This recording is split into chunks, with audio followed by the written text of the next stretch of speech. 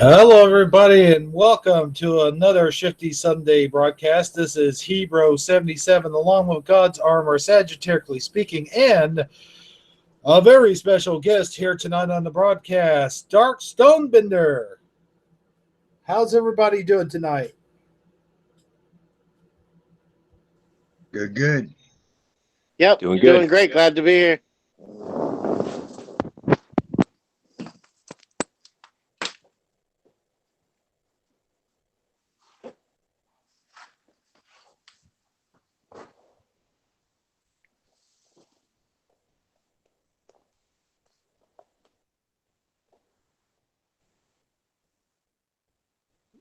Well, let's start it off with a bang. You guys there? Yeah, I couldn't hear you at first. Oh, okay. Yeah, I'm still here. Yep. So I wanted to jump into something real quick before we get started. I noticed on Dan's channel last night, you guys was talking about tornadoes and bad weather and stuff, and there were some statistics. And the statistics came in just for the month of May alone. They said 500 tornadoes just for the month of May alone. And I went and I did some research, and what I found out that so far in the year 2019, so far, just in the month of May alone, those numbers are a lot higher than what we thought. And when you hear this, you guys you're not going to believe it. 934 tornadoes in the United States of America just for the month of May in the United States of America so far. That's unreal, man. Did they have numbers for like the previous years and everything to compare it to? I haven't really looked at those numbers, but I did look at that one. 2018. Let's see here. I'm not really seeing anything, but I mean, That sounds like a lot, man. I mean, have they been? I haven't really tracked anything TV wise as far as the coverage of these tornadoes, but I would imagine that they're on the news and everything. Maybe not all of them, because how do you even find the time to do stories on like 900 tornadoes? I guess. right? A lot of those occurred between Kansas and Missouri.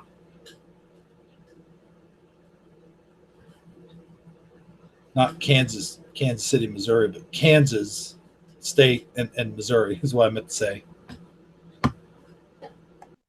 That sounds like an amazingly high number. Yeah, I was just reading off what Google had to say, but you can't always take Google's word for anything anymore because that could change at any time. Right. Well, we all know there's a lot of crazy weather going on, and whether it's covered or not, like I don't know, man. It's all shell game. I'm sure they cover stuff. They build stuff up for certain reasons, and then they, might hide the numbers on certain things and stuff. But I mean, a tornado is a tornado. Like, can't really cover that when a lot of people see them and are affected by them. So. What I don't understand about tornadoes, just right off the bat here, is, why is there a tornado alley? Is it the lay of the land? I mean, I'm sure it has a lot to do with the weather and the wind currents and stuff like that, but I don't hear, do any of you guys ever hear of other areas of the world where they have like a tornado alley in other continents or countries? Not really. I think maybe Rome, but I'm not sure what parts of Rome might. I think I heard somewhere in Germany they have a place called Tornado Alley, but don't take my word on that. Do you want to chime in there, Sagittarially speaking, or God's Armor on this? Yeah, offhand, I don't know of any other, but I haven't really ever looked. I mean, it's hard to say. I'm sure there is, but I don't know. Yeah, that'd be worth looking into, because it always seems strange to me. Like, if Tornado Alley is the biggest destination for tornadoes, there should be some other place in the world like that has similar weather. Why would it be so unique? To the United States. Yeah, absolutely. That's what I was. Well, honestly, I think I actually kind of know the answer to that. It's I looked it up while you guys were talking. It's conditions in tornado alleys are usually favorable for tornado formations during the summer plains of Middle America, simply because they're flat and they have um they usually are like have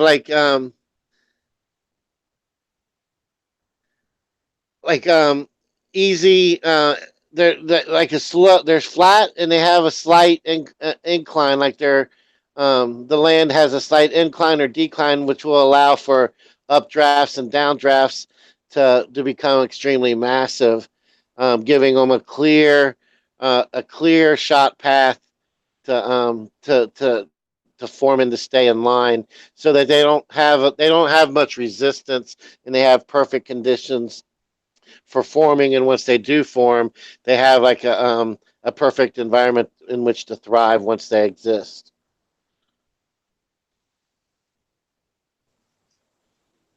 Yeah, That that makes makes sense. That ties back into why I say Pennsylvania usually, in my memory, never got them because of the mountains. They're not ideal conditions for tornadoes. Tornadoes like open, flat, sweeping areas. Are you guys getting more tornadoes in PA lately, or? Yeah, we just set a record the other day for 28 tornadoes. Oh wow. Yeah, not normal. Yeah. See, could be the byproduct of weather modification. The way I look at that, with all the HARP and all the weather mod going on, is that some strange weather might be, in my opinion, it seems like some strange weather might be just the result of them doing something somewhere else. Like maybe they're not, doing anything in that specific area to make the weather strange, but since everything's connected, there's no rainfall by design, let's say, in certain areas by California or wherever they experience drought. Well, I'm sure that affects it in a way that they probably don't even, count on or care about in some other area. So it's like, it seems like it should be by design, but maybe some of it's in just a result of, whatever they're doing in this location or that location. Always seems to me, but that's strange for Pennsylvania, because I used to live in Pittsburgh, and I'm familiar with that whole east to west stretch going across PA, and it's just rolling hill after rolling hill, and definitely not that kind of topography for the perfect storm for tornadoes. We even had one on the Catskill Mountains, but it was probably about 20 years ago. One touchdown, only about a half hour away from where I am. And it's a pretty mountainous region around here. State Farm has a list of claims, tornado and wind claims for 2014, and these are the top 10 states for claims, tornado related. Illinois with 10,800. Georgia comes in second with 10,100. Then Texas with just under 8,000. Ohio with just under 7. Tennessee with just over 6. Then Indiana, Michigan, Alabama, Missouri, and Kentucky round out the bottom, with Kentucky having 3,000 claims in just 1 year.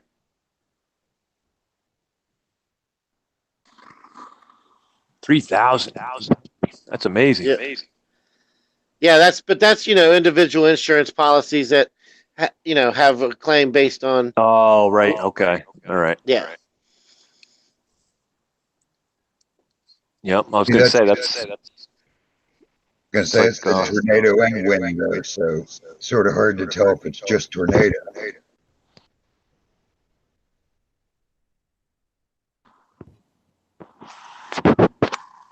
I tell you though, man, it's been like that around here too.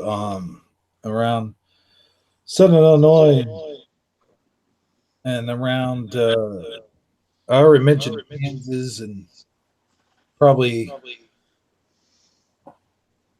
Alabama and stuff.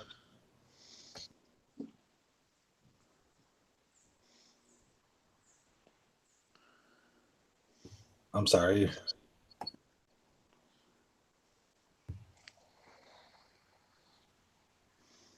So Sagittariusly speaking.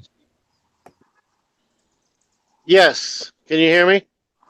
Yeah, it's just I'm getting a bad echo. Uh, I just wanted to ask you.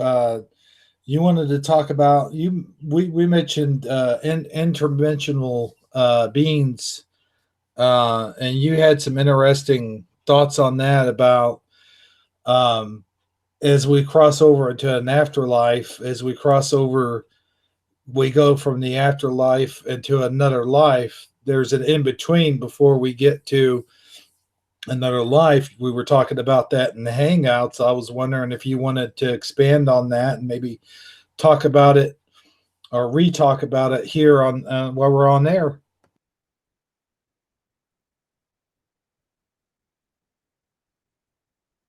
yeah, it kind of ties in with while you were trying to click on and off. Um, Darkstonebender had mentioned that he had stuff that related to that as well. Um, what I was going to basically what had happened was you had told me that he was going to talk about Thanos related multiverse stuff, and then I had subsequently mentioned to you that I just heard a radio show on Coast to Coast. I think it was last night.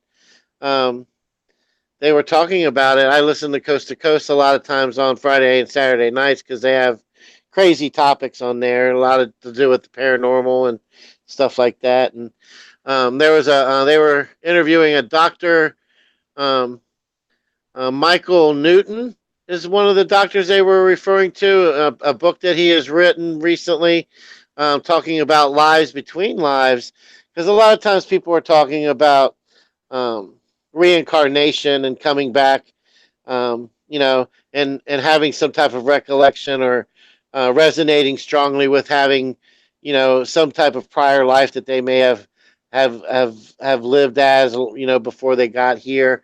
Um, and sometimes, you just feel like you know somebody when you first meet them, as if you may or may not have met them in a prior life. But this doctor kind of takes things to a different.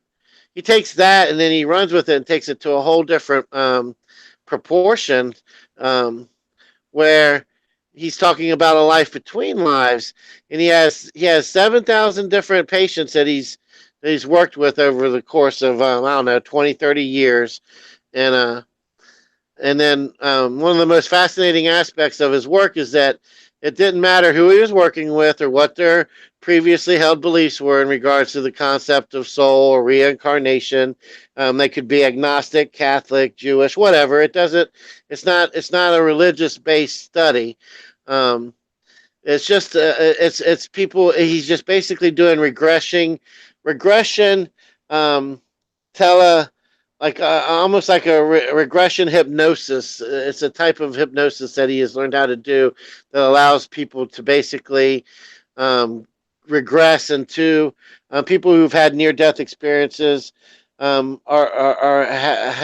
how this hypnosis is first came into play. People who've like flatlined for a certain amount of time and then came back. They use this type of hypnosis or whatever to try to get them to recall what their conscious experience while they were, in this flatline state. And then they take it and they apply it to people, and they end up recalling memories from when they were in the womb, and sometimes before that point as well. And a lot, so, it's similar to these like where you take the UFO abductees and you do a recount of the things that happened to them, and they're not necessarily able to collectively sit in a room together and get their story straight. All of these patients are giving a similar recollection without having any contact, or nobody knows anybody else. Like one person could be from South America, the next person from Spokane, Washington. It's not like they've had a chance to compare notes, but they're giving the same recollection under this type of hypnosis. And and a lot of the points that he's coming across is people are having memories of the initial activities of their soul just after their final death on earth, or the parallel recollections of people returning from the near death experiences. And souls are generally anxious to move away from the earth after death, and in many cases stay for a few days for their own funeral.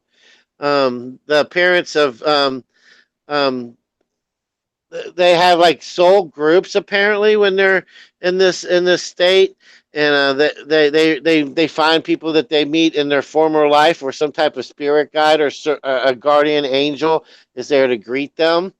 All these just weird things that and there's also multi-dimensional versions of themselves where they're finding that their consciousness was actually in two realities at once.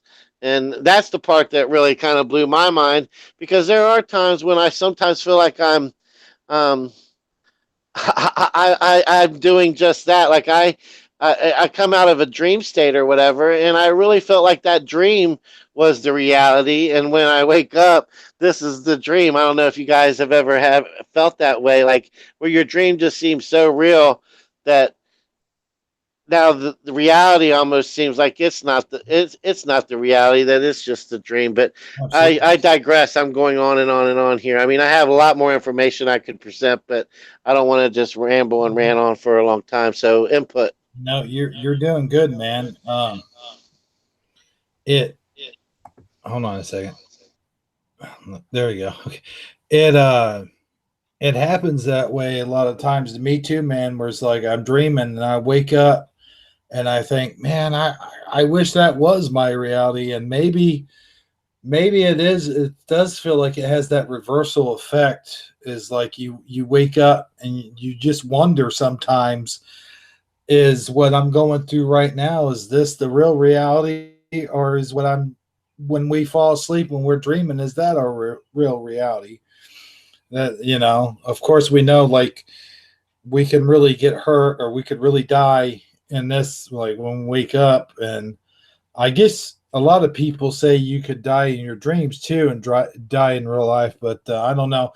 What do you think? Let's go to God's armor with that. We're talking about the spiritual side of it. Do you want to weigh in on it, or how about you, Stonebender? Well, I never remember my dreams, and if I'm lucky, I might remember a bit or a piece once in a great, great while. So I really don't. Well, I won't say I don't dream, because obviously I must, but I never ever remember dreams. How about you, Stone? I rarely do. Sometimes I do. Um, I mean, as far as the dream world being the real world and stuff, I don't really think so. Um, but dreams, like I don't remember. They say everybody dreams every night, and you could dream, and it could feel like when you do remember your dreams, it could feel like a really long time, a really long, long dream, and that is all created in your mind in a few seconds, like that whole episode of whatever you're dreaming. But the way I look at it, like, you don't remember all your dreams, but still subconsciously you experience a dream, you wake up and you don't remember it, so you do subconsciously have that information somewhere, I think, in you. And I think that could speak to a dream where not necessarily a recurring dream, but a dream that you think that was a real place, or that you have been there before or something. Like, for example, I had this dream that it wasn't really recurring, but I think I had it twice, once years later. And I was on some mountain, and I was getting to the top of the mountain, and there was another hill that kept like going up, even though that was supposed to be the top. And, I started making my way up there like, wow, this is cool. I'd never found this part of the mountain before. I'm thinking in the dream, and it's very familiar to me, but I wonder if it didn't seem like, even the first time I dreamt it was familiar, and then definitely the second time. But I wonder if it was familiar because I had dreamt it before and just not remembered or something like that. Because going over it when I'm awake, I'm like, I know I wasn't really in an area like that, or I would have remembered, like, if it was a real place. But it seemed like, a real place at the time when I woke up. And then as the day goes on, you feel like that less and less. Like, usually it's like the first minute you wake up is when you remember all the details of a dream, I find. And the longer that goes on, you wake up, do whatever, an hour later, you might remember like one or two things from it, unless you write it down. And that's pretty interesting too, because I've written down some dreams that I've had years ago. Like, I think one was even in junior high school, and I wrote it down, and I know I would have forgotten it years ago, all these details of it. I would have forgotten it that same day, most of it. But I wrote it down, then I read it years later, and it brought me right back there. All those details in that dream, it just like brought me right back to it.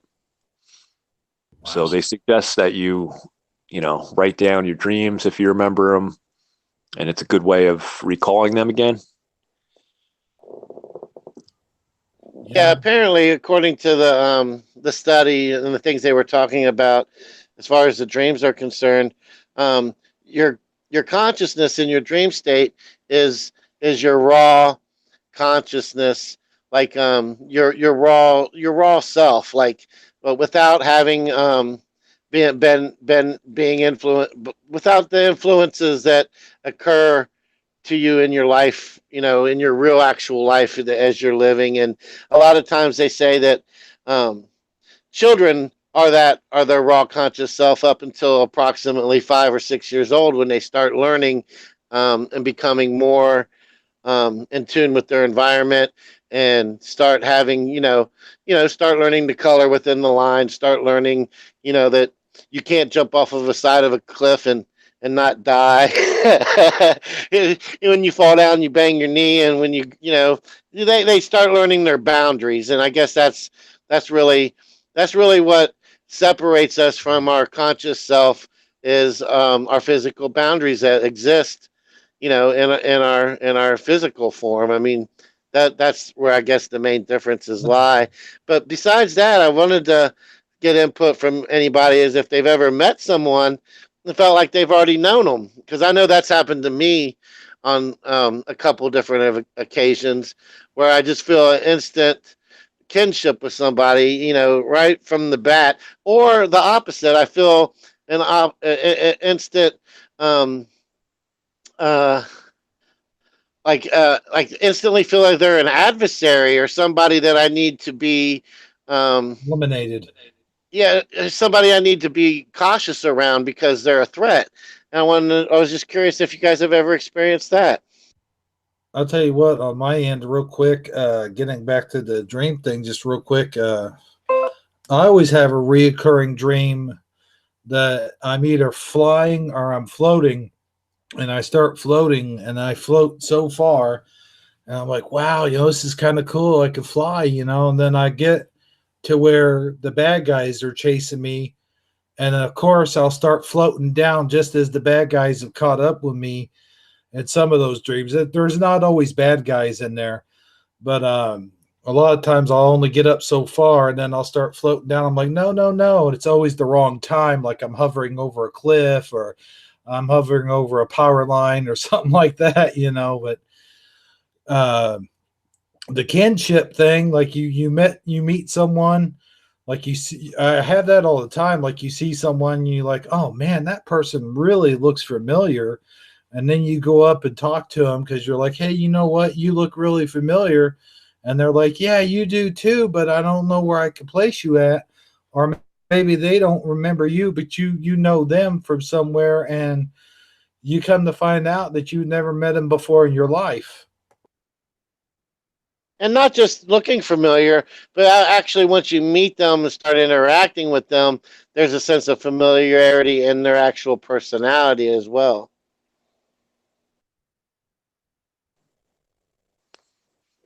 I've never actually can't really say I've really experienced that.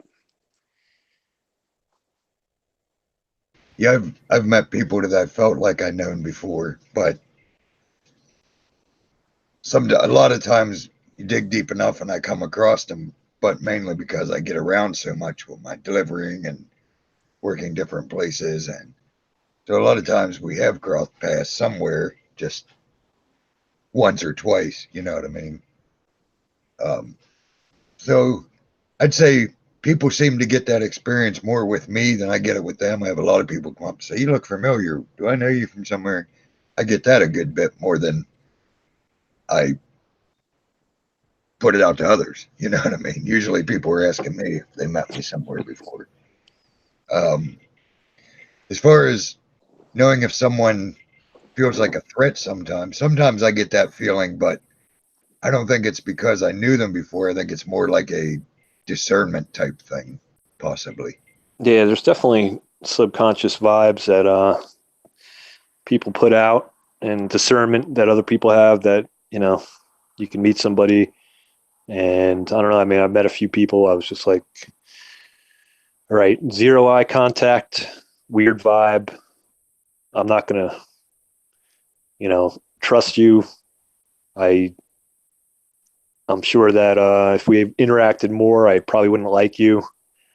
And I'm thinking these things. Of course, I'm not saying them, but and sometimes something comes up where it's a friend of a friend. And I'm like, wow, I'm not surprised that happened. I'm glad that I didn't let that person in or something. But mine's actually the opposite. Sometimes, like, friends come and go sometimes, and lovers and stuff. I'm divorced, and at one point, I remember thinking with my ex-wife, like, do I even know you? So it's kind of the opposite of that. It's like you're meeting a stranger and you're like, wow, I feel like I've known this person for a long time. But sometimes I've had a friend or two in my life, or a lover, whatever. I'm like, wow, I thought I knew you. Yeah, and it's funny you went that way, because that's the other thing that's brought up in the it was brought up on that radio show, was people who are like lifelong couples, like they maybe form a boyfriend girlfriend relationship when they're in their mid to early teens, and they end up staying a couple their whole life, and growing old together, and then they're in their 80s, 70s, or 80s or 90s, and one of them passes away, and within days or weeks or months of the one passing, the other one will pass too, simply because they had been together for so long. Life is truly unbearable without the other person being there with them. And I think that's such a rare occurrence. I mean, but you do hear about it. And the other part of what you were saying, I think a lot of it plays into intuition. I think intuition goes a long way, and how not just on how we react with people that we meet, and how we feel about people when we're around them, based on but just in life in general. I mean, like sometimes, like when I'm starting a relationship, everything's going well, she seems attracted to me, I'm attracted to her, but my intuition is telling me from the get-go that this is probably not going to work out in the long run. And if I would just listen to that, it would save me a lot of heartache and grief in the long run. I'm sure you guys can relate to that. Sure, we all have a sixth sense to speak of when it comes to intuition and stuff like that. Before we get any deeper in this conversation, I was wondering if God's Armor could do me a favor and give the room a shout out real quick, and then we'll continue on with the dream thing. Before actually, Noble was asking if you can receive memories for your dreams during your dreams. I was wondering about that myself. Well, actually, he was stating it. He says he can receive memories for your dreams during your dreams because he's been paying attention to it. Oh, okay. Sorry about that. Yeah, and I also could say that a lot of times I listen to I listen to books on tape, and I'll fall asleep while listening to them, or just listening to talk radio in general, or things like that. And I'll literally have my dream be um, altered due to whatever is being spoken or said while I'm sleeping next to me. Like the story that I'm listening to will affect my dream. I'll have things happening in my dream state that are directly related to the whatever it is I'm listening to while I'm sleeping. Let me ask you this. While you're sleeping, like if you leave the TV on or something like that, do you hear like part of the TV program in your show? Because the reason why I'm asking is because sometimes I'll have the TV on while I fall asleep, and in the middle of my dream, like say for example, the Three Stooges will be on, and I'm dreaming about my family or something like that, and the voices of the Three Stooges are coming out of my family's mouths like they're imitating them. And when I wake up, it'll be right in the middle of the part that they were imitating, just like right in that scene where they are imitating. Do any of you experience that? That's called the Dorothy effect, I believe. That's interesting. Nah, I'm just kidding. You know, Oh, like in Wizard of Oz, when she wakes up and the Scarecrow was her uncle, and the Tin Man was her dad, and right. or whatever. You know what I'm saying? Okay. Yeah. So let's give this room a quick shout out, I guess. All right. We got Prela Minimum in the house, Jocko R, Eddie Von Keen, and Nobleness D that I've seen so far. Well, that's a high class audience right there. You know it. Very true. So have you experienced that though? Anybody like you're watching a movie or something and you dream about the movie in your dream?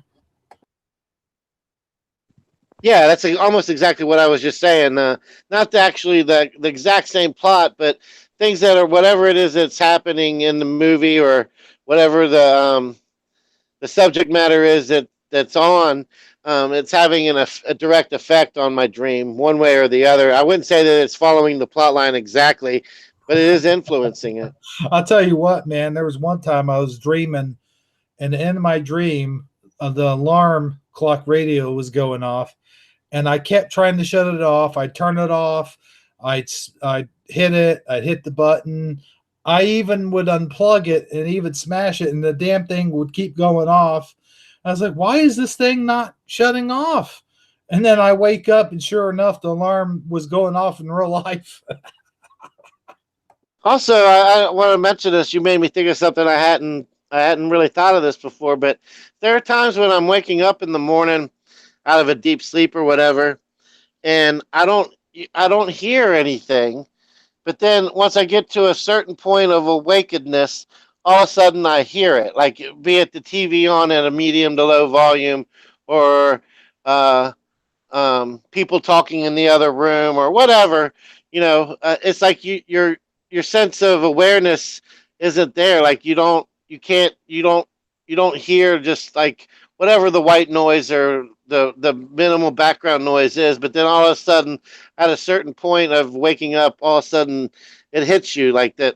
Birds are singing outside your window or whatever. I mean, I'm trying to give examples, but have you guys ever experienced anything like that? I know what you're talking about. Yep, you kind of pick up things as you're waking up and incorporate them into your dream right before you wake up, like things that you hear or maybe even see. I've definitely experienced something like that. But that kind of reminds me of what you just said of sleep paralysis, which I suffered from when I was like about 12 until I was in my early 20s. And every once in a while, very rarely, but I still get it. And, sleep paralysis, I'm sure you guys know, but it's just that feeling you get of oppression when you're trying to wake up usually, or maybe right when you're falling asleep at first, and you can't move your body. You can hear things sometimes that are going on. You might be able to see a little bit, if your eyes are cracked open, but you're still sleeping where you can't move your body, and you try to pull yourself out of it. And for at least for me, I tried to pull myself out of it, and it's kind of a scary feeling. Like I used to feel like I was sliding off the bed, and I didn't understand it, and it was scary. And years later, the way I look at that is kind of a demonic oppression, Mm-hmm. because fear is the big thing that is always associated with it. Even if you know what's happening, you're like, all right, well, this is happening again. Like it's happened before. You can consciously think because your mind is awake, but your body is still sleeping. And doctors will explain it away by whatever jargon they come up with to explain things like that away. And I don't It's think funny you mentioned that. I've experienced that before, so I know exactly what you're saying. It's very far and few between, but I know exactly what you're talking about. I'll tell you what's freaky, man, is like when you're dreaming and you have your sleep paralysis. In your dream, some dude comes to your door and busts inside your door, and you open your eyes and you can't move, you can't talk, you can't get up to do anything. And here's this guy, he just busts in your door, and then you wake up within the dream, and now you're dreaming, you're still kind of in the dream state, and you wake up, and as you wake up, you're thinking that the dream was real, so you're still looking at that door and it's still freaking you out, but you don't see the guy anymore, and you're laying there and you can't move, you can't speak, and it's like a dream within a dream type of thing. I've had that happen to me before. yeah, it's pretty scary and realistic, even if you can bring yourself to that awareness that like, wow, I'm having a dream, I'm having sleep paralysis or nightmare or whatever. It's still pretty scary. And then the people that sleepwalk, maybe that's has something to do with that too. Like, yeah, I have sleep paralysis, I can't move my body, but maybe that's part of it where, it's some kind of sleep paralysis related thing and you can move your body. That's the scary part. You can go and make a sandwich or, do whatever. And, when I I've think had it, I before, don't. I've like tried to yell or, yell and try to get myself out of it. And when I woke up, I wondered if I was actually making a noise or not, but you can actually call out for help and somebody else can actually hear you, very low. Like I've had somebody that was experiencing that too. And, I woke her up out of it and she was calling for my help, really low in a low volume. And she was just sitting there sleeping. And, I shook her and she suffered from sleep paralysis too. And I shook her out of it. But most times, I've experienced that alone. So I don't know what you can hear or not, but I'm always glad when it's over. That's So what were you saying? interesting. What were you saying? Go ahead. I think I interrupted you there. Oh, No, I I was. wanted to wait till you were Yeah, finished, but sorry. I think that it's generally a sense of panic when you mention you're trying to yell, because I know that I've been in a state of panic before when I've been involved in like some, I guess for lack of a better word, like a intense situation where you literally are trying to tell somebody what has happened or what's going on or the nature of the the crisis, but you're not able to say it. You're not able to vocalize it or get it out fast enough, or even sometimes, create enough volume for them to hear you, and you're in a state of panic or shock. And I think that's very similar to that, is the way you're describing it.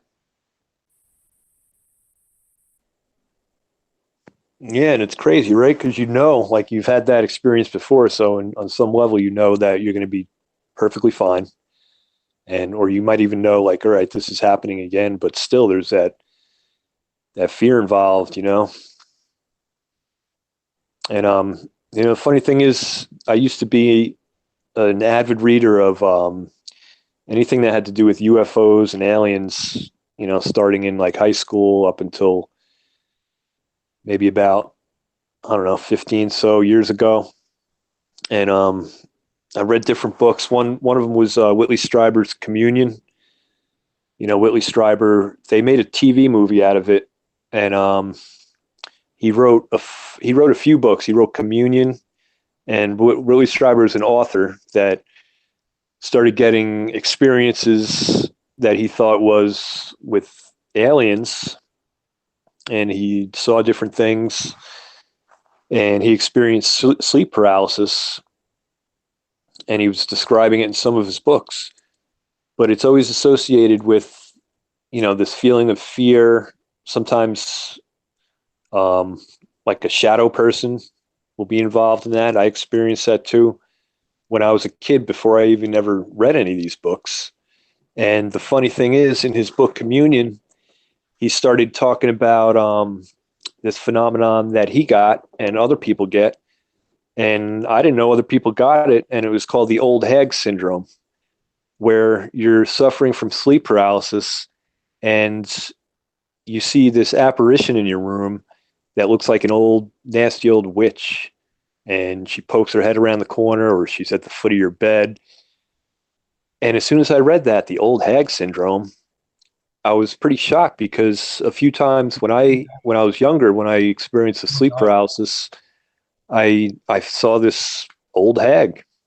And then years later, in my early 20s or whenever it was, I read, this guy had this experience too. But it's funny because, even this guy who has a lot to gain by writing books about his experiences, even he questioned in his books whether or not this was a demonic experience that he was having with these aliens, but he only questioned it so far. Wow. Yeah, and my whole thing, like the whole thing with the alien deception, I mean, there's so many dots that connect with that. I got to tell you something. I don't mean to step on you or interrupt you. That's all right. But real quick before I forget, but while you're talking about it, when I was a little kid, I would sleep in the bed and I had this mirror and there was a dresser, and I looked up and I could swear I saw like an old witch, like your typical witch, with the wart on the nose, and like you see in, the cartoons and stuff, and Wizard of Oz kind of witch. Right. Yeah, that's what she looked like too when I saw her. Yeah, I saw her, and she was like coming out of the mirror, like she was like coming out of the mirror and reaching after me, and it scared me so much that I remember that experience from when I was so little. I couldn't have been but 5 or 6 years old, dude. Oh, wow. Yeah, I was probably about 12, 13, but yeah, it's the same entity, I think, because, it sure looked similar. I mean, she had a witch-like hooked nose and, kind of came out of nowhere. Like I wasn't a big watcher of like movies that had to do with witches or anything like that. Nope. And it was only a handful of times. Same here, man. Yeah, there's actually, you should look it up sometime. It's actually the old hag syndrome, and a lot of people get that, and it's associated with sleep paralysis. But I think the sleep paralysis thing is more demonic. It's more of a demonic thing. I mean, there's always fear associated with it, and confusion. So I would lean away from it being a function of the brain or some chemicals that release. I mean, again, like pharmakia in the Western medicine doctors can explain all day about how, there's certain chemicals that do this and that, but, they'll tell you the same thing about dying and seeing a light at the end of the tunnel, that this is endorphins that your brain releases. But, that's their game. That's the world's game, is creating something more logical and more something from more of a medical standpoint than anything spiritual that could be taking place with humans. Yeah, I would have to say that I would be more inclined to seek spiritual guidance with something along those lines than I would be to go see my primary care physician and see what prescriptions he had to offer. Oh, right. I'm sure he's got a whole bag of them ready to go just for that. All he's got to hear is sleep paralysis, and the representatives have many things that they sell him to sell you, and then he gets his golf trip, and he gets his bonus, and you get to be on 6 different medications, and your liver fails. And you still have sleep paralysis. And you still have sleep paralysis. If nothing else, it probably gets worse or more intense. Right. I'm going to call it right now. I'm going to say in 10 years from now, we're going to see pharmaceuticals advertised on television, and they're going to be like, "Are you suffering from sleep paralysis?" Well, whatever strange name they come up with the medicine for, they'll be selling that to you. Side effects include bedwetting,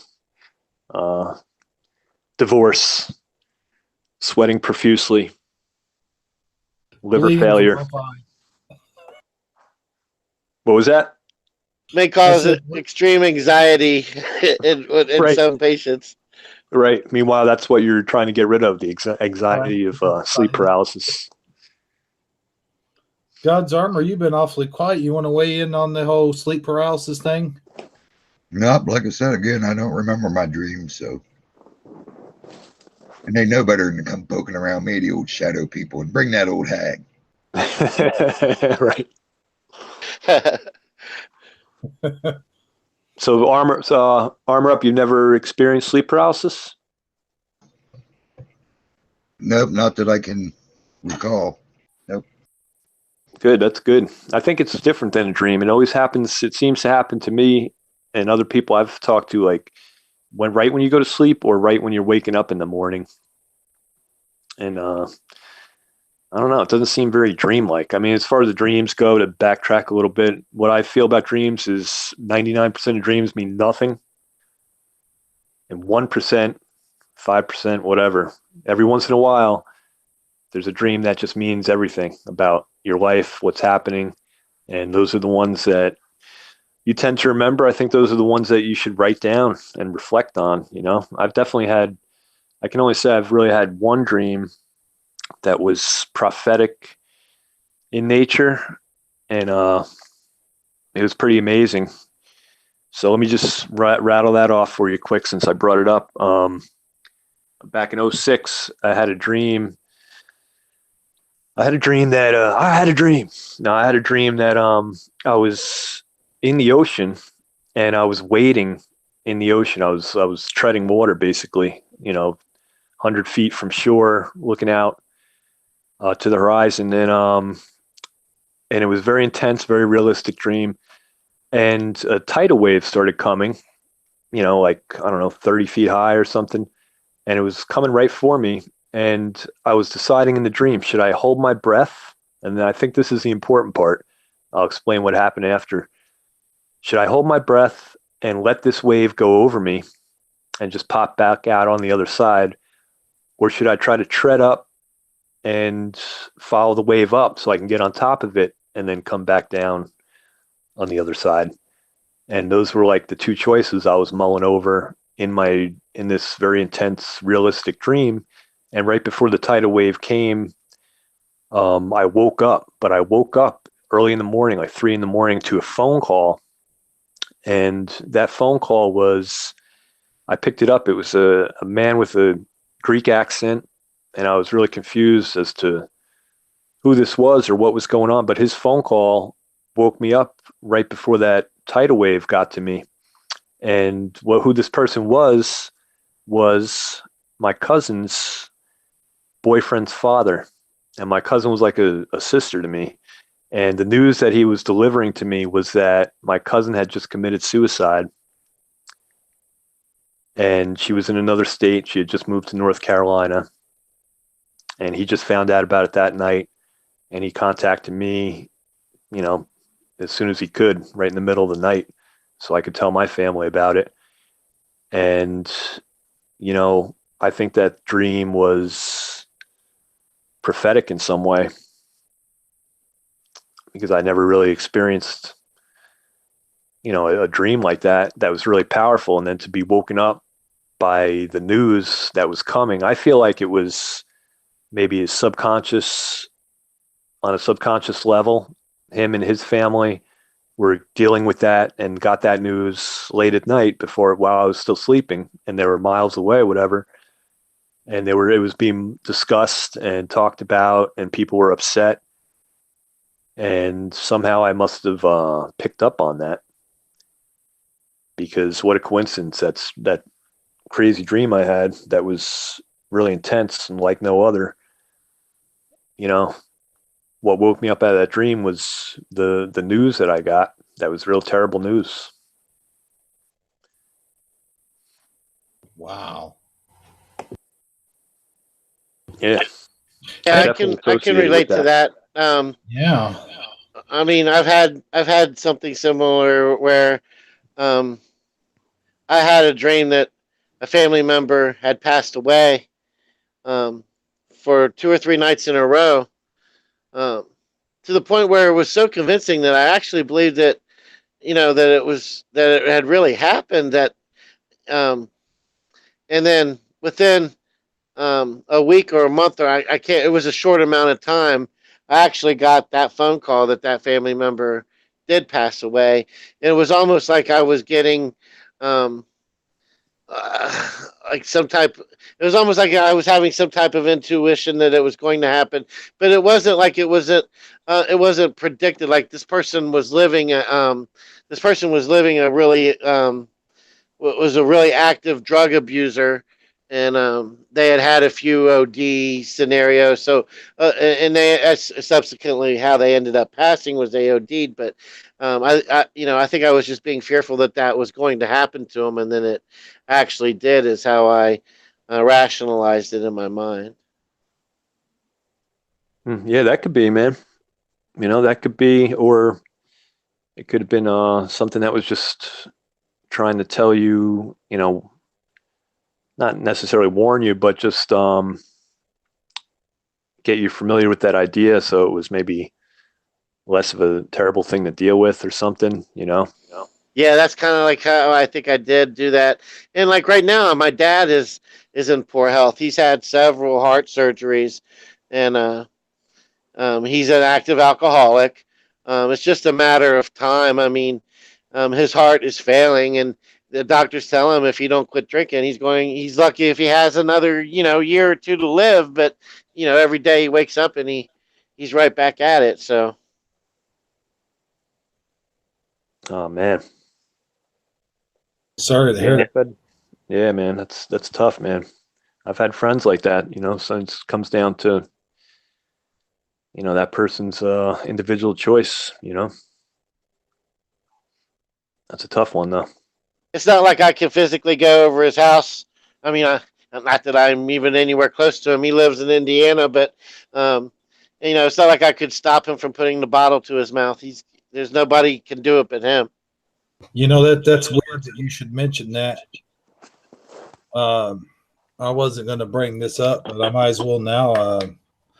My grandpa right now is dealing with the same problem. It's like he's a total alcoholic, and you never know which grandpa you're going to get. Are you going to go into the house and get holly jolly, happy go lucky grandpa? Or are you going to get mean, angry, yell at you, call you all kinds of names, grandpa? It's sad. It really is, and it tears families apart, and that's not good, dude. Yeah, but it is what it is. I mean, you have to come to your own terms. You have to come to your own acceptance. He's still my dad. I still love him.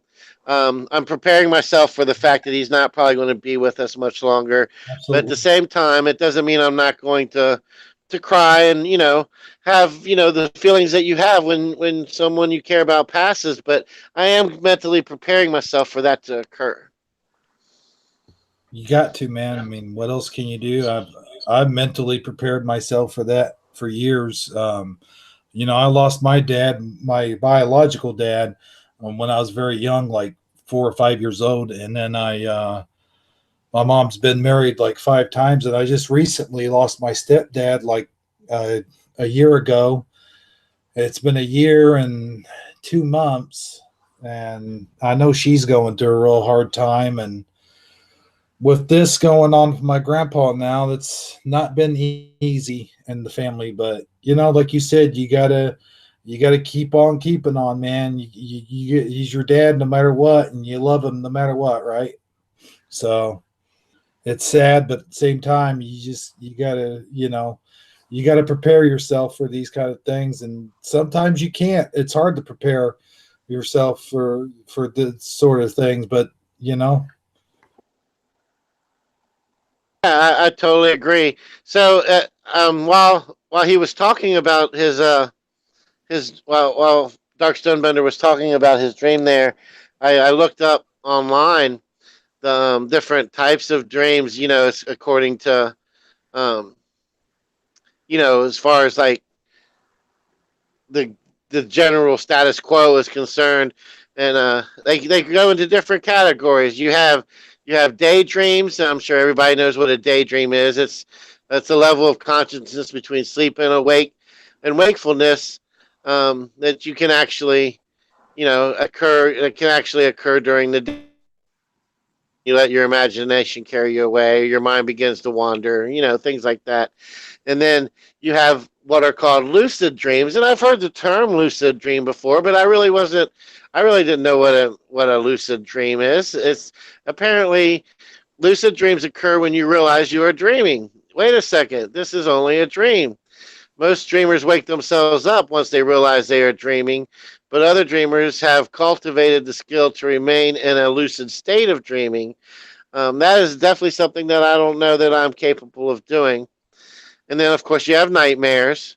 And then you have the reoccurring dreams, ones that repeat themselves with little variation in a story or a theme.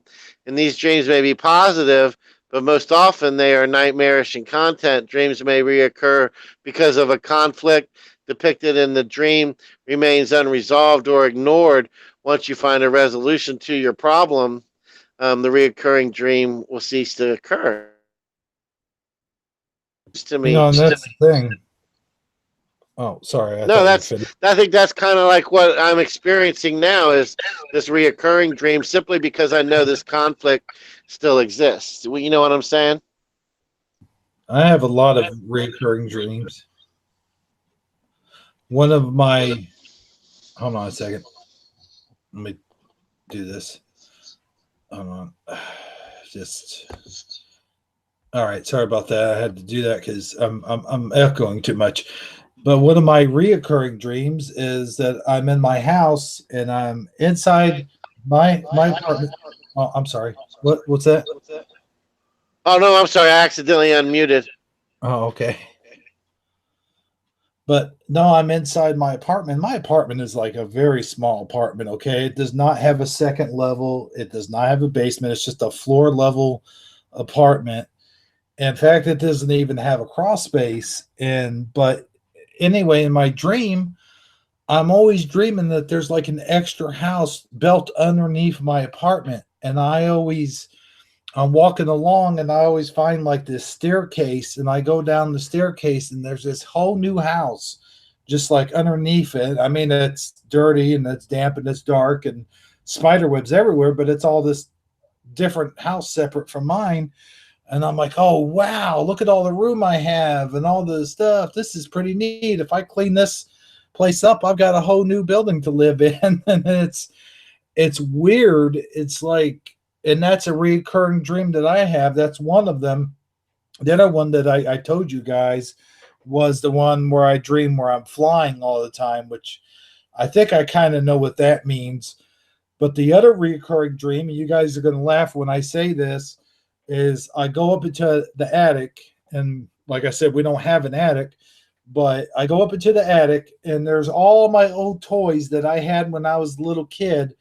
But I go up there and I open the boxes, and as I get into the toys, they start becoming possessed by demons.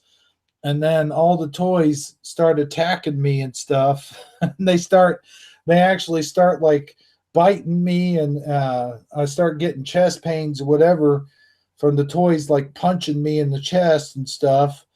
And then I wake up. That's one reoccurring dream that I have that's just recently, in the recent years, it stopped doing that. But it's just weird, you know. Anybody? No, that's interesting. It's like uh I don't know. It's almost like you're I'm not a dream expert, so it's hard for me to say what that what that represents. But it's definitely something that your consciousness is creating as like you're creating the toys as a threat to you for some reason, and I'm not sure why.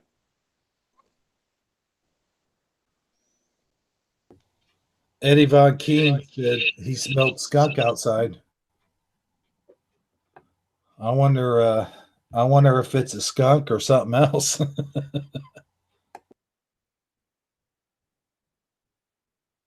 You know, we were talking about last night on Dan's show. They were talking about the weed burger. What's not an actual weed burger, but it's the chemical. What not THC, but what's the other thing? The oil. It was the CBD burger at Hardee's or whatever it's called now. Oh yeah, Carlos Jr.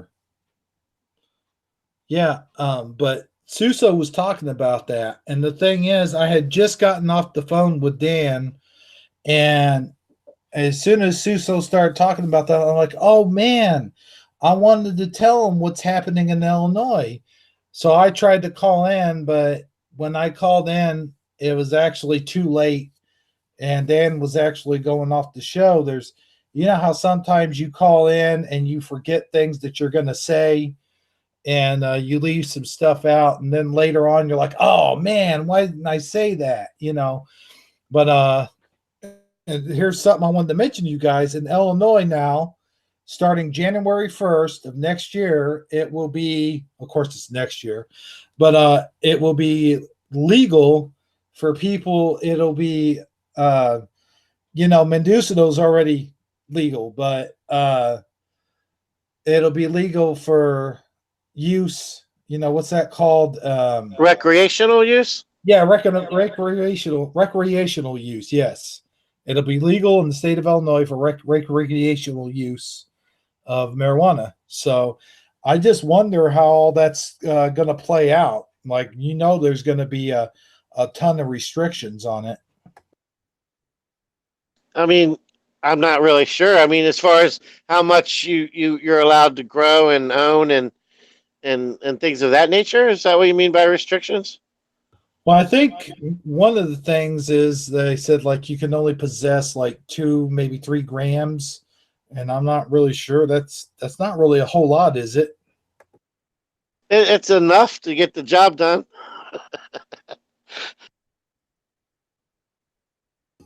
But I have always said, alcohol kills more people in the United States. Well, other drugs do too. I mean, I guess prescription medicine kills a lot of people too, and people take prescription medicine like it's candy. And marijuana has killed what? Nobody, and it's not addictive. And it serves a lot of purposes, medicinal and purposes. It helps with the anxiety, which we were talking about earlier. And I think also, since we're talking about dreams, dream paralysis, I think it also is supposed to help with that as well. Yeah, I'm sure it does. I'm sure. I mean, some people weed actually causes more anxiety. I mean, people react to it differently, but for the most cases, I mean, smoking marijuana causes a more relaxed state. It opens your sense of awareness. I mean, I mean, the list goes on and on and on. I mean, I'm not going to sit here and try to play Woody Harrelson, but there's plenty of good reasons why weed should be legalized. You know, can I chime in on that? Sure. Oh, I wasn't sure if I was muted or not. Yeah, legalization. Let me throw it down while I remember my thoughts here. You know, it's spreading across the land, state by state, legalization of marijuana. It's legal in a lot of states. Even in New York State, which is a police state, it's becoming legal now. There's a place right on our local road where you can go and get, you get a card, I guess, from your doctor, and you can go get these oils that are made from THC. Now, in New York State, you can't walk into anywhere and buy the bud of marijuana, but you can go and get a prescription for, one of those vape pen things with oil in it. And I know there's I'm not sure what different kinds there are. I know there's CBD oil, which is like a different thing. And then there's THC oil. And I'm not totally sure what they legalized in New York State as far as both of those or one of them. But I tell you what, I don't trust it at all. I don't have a problem with marijuana, anybody smoking it. It's never killed anybody. There's been major studies, more than one comprehensive study on the health, not necessarily the health benefits of it, but the medical benefits of it throughout the years, starting 20 years ago, and there's new ones that pop up about how it can help you out. And it's a natural herb that God created along with everything else. And I believe it's got health benefits. And I believe that there's many uses for it that could replace a lot of pharmaceuticals with damage, parts of your body and all that stuff, and have side effects that are pretty serious. One of the side effects from marijuana is you eat maybe one too many bowls of cereal or something, so you got to watch out for that, your sugar intake. But I don't trust legalization as far as I could throw it. And I tell you why, because the state is pushing it. Once a state gets something in its hands, like I look at it this way, you have Monsanto, you have all these pharmaceuticals, you have these conglomerates, pharmaceutical companies around the world that, let's face it. I mean, they're not looking for a cure for all these things. They're looking for something that can maintain the symptoms of what you have. So you have to take it for the rest of your life. It's planned obsolescence, just like cars and toasters and everything else. And I'm very against the pharmaceutical industry in Western medicine. I'm sure some things have their places, but I'm against it. A lot of people listening to this will be against it too. I'm sure in this community, you guys most likely as well have similar feelings, but legalization, I don't trust. And here's why. You have all these people in the world, millions and millions of people on pharmaceuticals for different ailments. And yet the state, the Fed, they say the federal government's against it and the states are still for it. I think that's just the left-right paradigm game. That's why the federal government is against it, that they're like, oh no, you can't have it. And then the states are like, oh no, now we can have it. Well, in New York State, it was a matter of how much money can we make off of it. That's what it comes down to. That's what it came down to in Colorado. That's what it comes down to in New York State. And the problem is, I think once you get the state issued marijuana, whether it's actual bud form or it's that oil, these are going to be corporations that are growing this stuff. Why in the world would they keep the ingredients in and not genetically mess with that plant to make sure that it doesn't have health benefits? Because if it did have health benefits still, and the state is pushing it out to people, and now there's people that are on marijuana instead of 2 or 3 pharmaceuticals, why would they do that? Because that goes against their agenda, the whole pharmaceutical agenda, to make you better. It just goes against it. So what they're doing is they're taking that bud, they're genetically tweaking it. So in the future, legalization, let's say 10 years from now, every state in the union is legalized.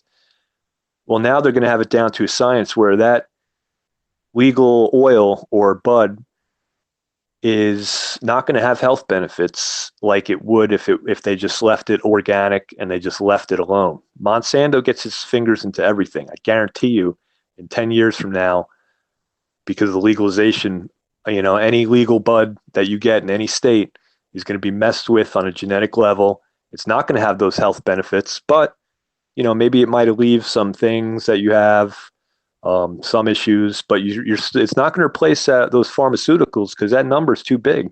That money they're making on those pharmaceuticals is too big for them to want to replace it, or even, let's say, God forbid, make you better.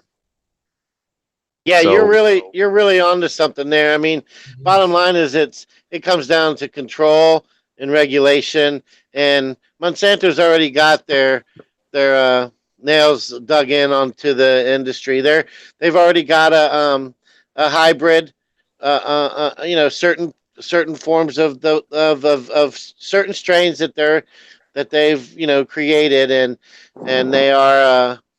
When each state is creating this legalization, they're setting who can be the designated farmers that will grow it. They're designating what Monsanto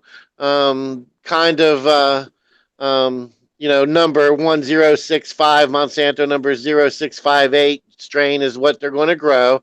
That's what's going to be available at the dispensary. If you can even get a bud form of it, you have to have it. You have to have it through, some type of, you have to have some type of documentation showing that you got it from this dispensary. They're not legalizing an American right for you to just grow you some plants and have some buds in your possession. They're legalizing a way to control and regulate a money making product that you're getting in the form of a manipulated product. You're not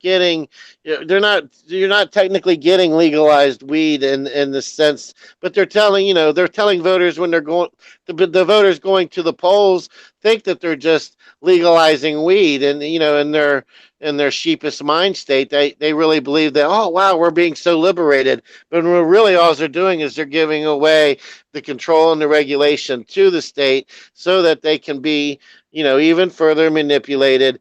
The chemicals and the properties that are in this legal product that you think that you're going to start getting are not some natural herbal essence that's going to make you feel better. You're 100% right there, Stonebender.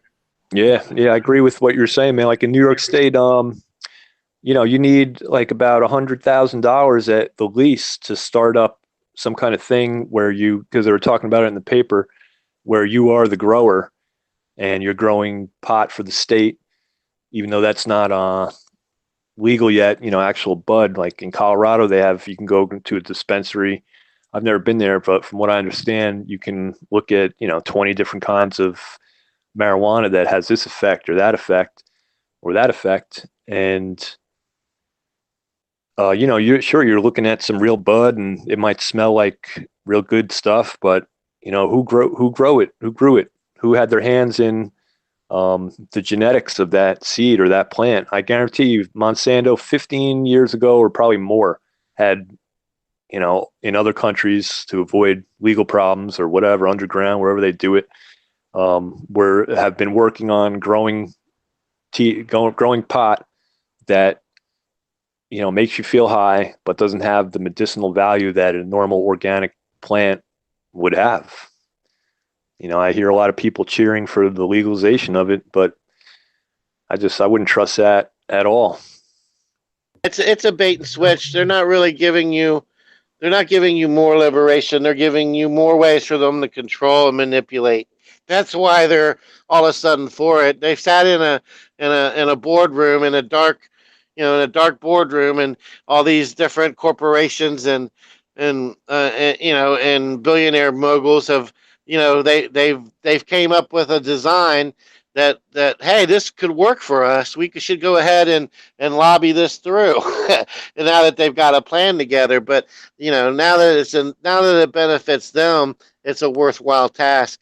So they present it as a bill, state by state, because they can go in state by state and easily manipulate the situation more so than they could on a federal level. And that's exactly what's happening. Yeah, I mean Monsanto's no joke, man. They have an actual war room where they mark off, different places that they have influence over. And I remember hearing about 12 years ago or so that these farmers in India, I don't know too much about it, but Monsanto decimated the farmlands of India to where the number I heard was there was like 100,000 suicides of farmers in India. I'm not sure if it was 1 year or not, but basically, the deal with Monsanto is you have to buy their seeds because the plants that grow from their seeds aren't going to produce their own seeds. So you have to year after year be indebted to them. And that's how they get you. That's how they got you in India. And it led to farmers not being able to provide for themselves or their families. They're just in the pocket of Monsanto, and it led to, thousands and thousands. I heard 100,000 suicides, and this is about 10 years ago, of Jeez. farmers. And that's just in India. That's crazy. I wasn't even thinking of it in terms of that.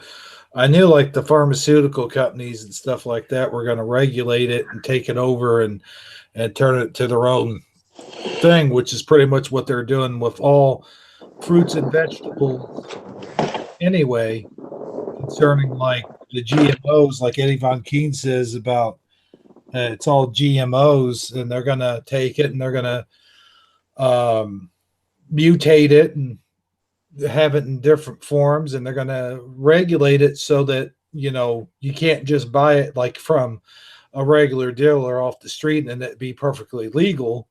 They make it so that those dealers will have to have like special licenses, and they have to have special stores and stuff like that, and it won't be through obviously it's not going to be through dealers anyway. It's going to be through people like pharmacists and stuff like that, right? Yeah, I mean that includes in some states, the decriminalization of like growing some on your own. You can grow up to a certain amount of plants in different states, 6 plants or a certain amount of ounces or whatever.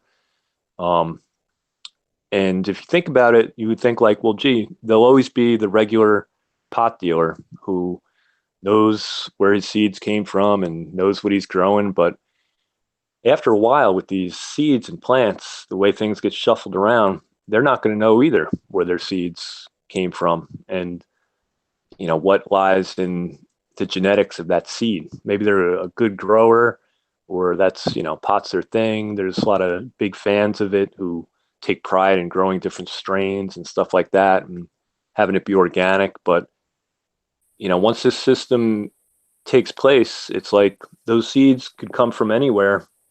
And the regular illegal marijuana dealer who has the organic pot that doesn't come from the state, how are they going to know what that is? It's going to corrupt everything. Everything's connected. So it's only a certain amount of time before, I think, there's no form of medicinal marijuana.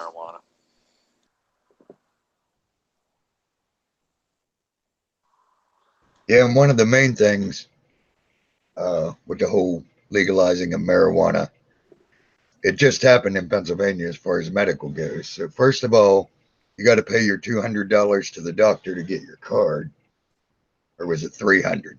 Forget. One of my friends got it because they're battling, the one that's battling the throat cancer. It was either $200 or $300 to get the card. The marijuana they get is exorbitantly priced. They pay like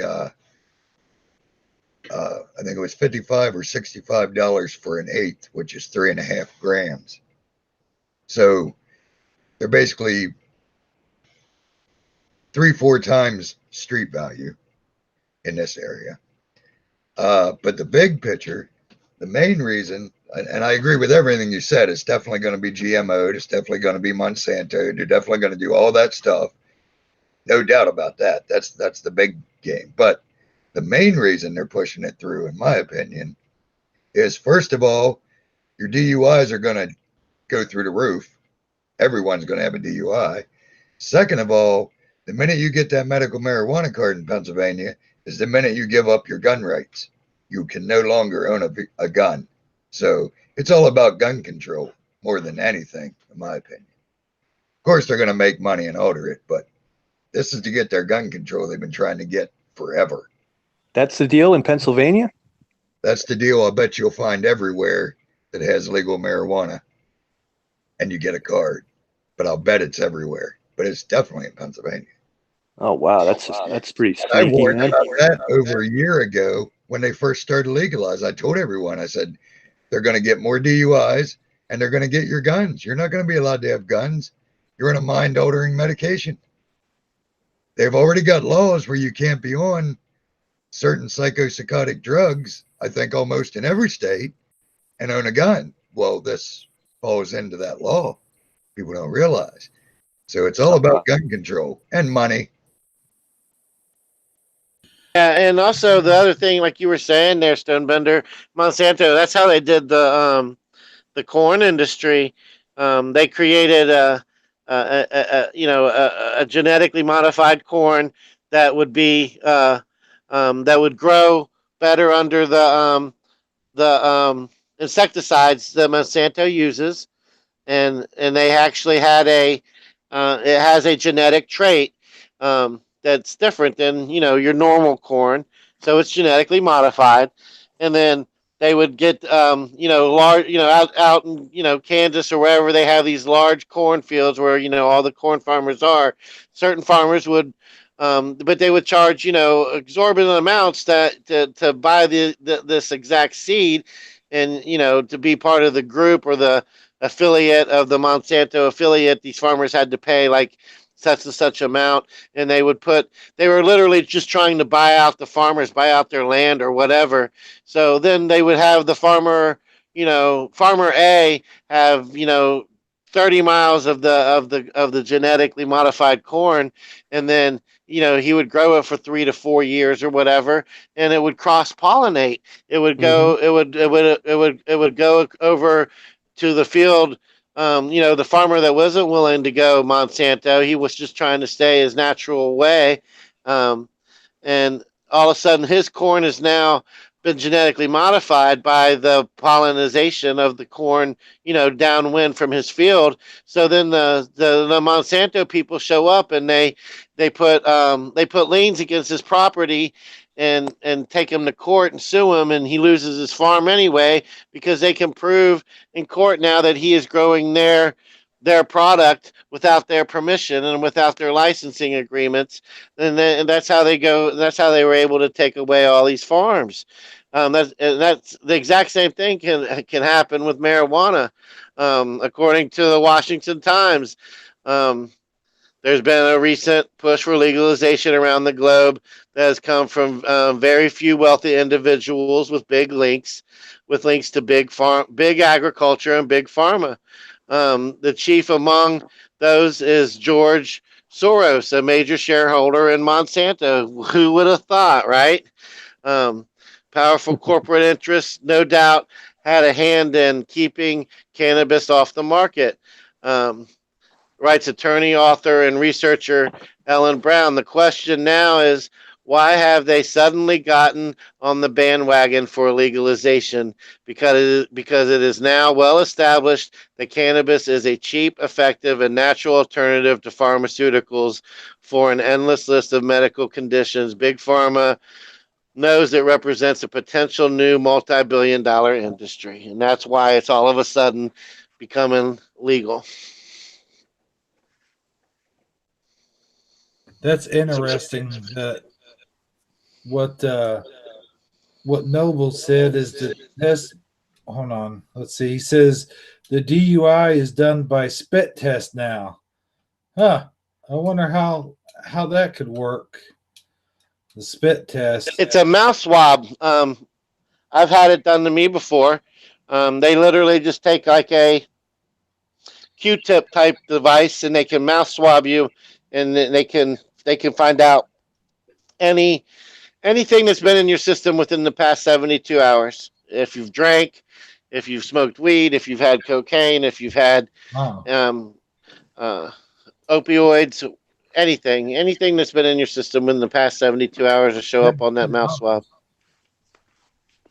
I didn't think it was supposed to be 72 hours, though. How can you pass a DUI? I mean, how are they going to tell that you've been drinking that night or smoking that night? It'd still be in your system. Well, that's the reason it's a much shorter term, more accurate short term test. For instance, like if you pee in a cup, you could have smoked that weed 2 or 3 weeks ago, you know. But if you fail the mouth swab, you've gotten high. You've gotten high real recently. That's the big difference. Okay. We're talking about gun control. We're talking about using that as a form of gun control. There's another law that goes hand in hand in Illinois. We're talking about marijuana being passed legalization, and now they're talking about to get your FOID card, it's going to cost an extra $20 just to get the FOID card, and it's going to cost another $10 to $20 to get a fingerprint done, because now apparently you got to have a fingerprint. Then you got to get the FOID card and then a background check. Well, I know we've always had to have background checks. I thought that was automatic when you registered for a FOID card, was the background check. I don't see why you'd have to pay extra for that. And plus the fingerprinting. If you've already got a fingerprint and it's on file, why would they need to charge you extra for fingerprinting? It's really hard to say. I'm sure there's a reason. I don't know what it is.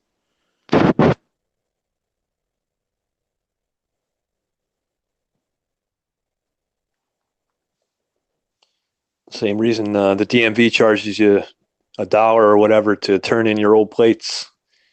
The state likes your money.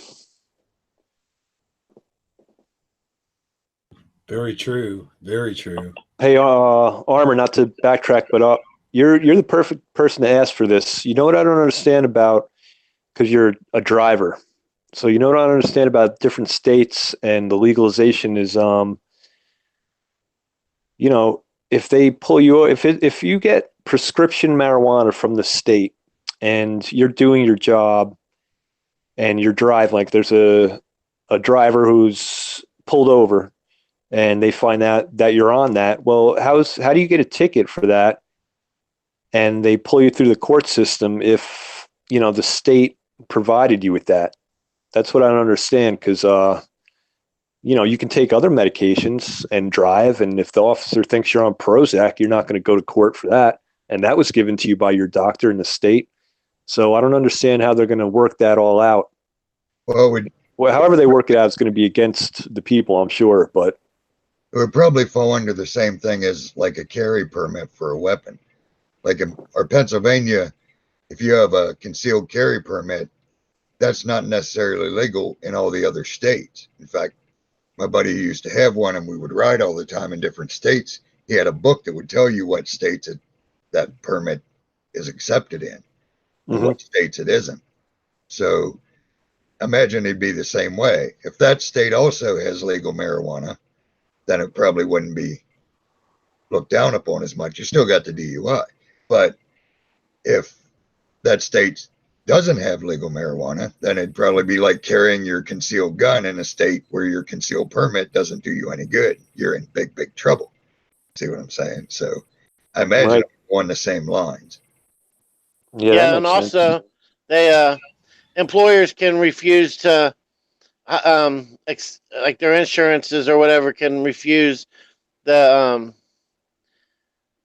hire you based on that. Like they can say they can refuse people who are on medical marijuana as an employee. They basically say if you want to use marijuana, that's fine, but you can't work here. Yeah, especially for something like a driver, because I guarantee you the normal insurance isn't going to cover a driver that's on marijuana, because of the chance of an accident in their mind. You know what I mean? Not that any of that may be true, but I'm just saying that's the way they think. It's just like they wouldn't hire an alcoholic, you know. Same thing. They're not going to, your insurance isn't going to cover it. A lot of the factories with the big machines, that's why they do random piss tests to cover their butt. If you get hurt on a big machine and you come back hot on a piss test, well, now you're not getting paid. They wipe their hands up. You're on your own for doctor bills. You know what I mean? So, yeah, I'd definitely say insurance companies will play a big part in it. You definitely ain't going to get a job running heavy machinery or driving a truck or operating a dangerous machine if you're on medical marijuana.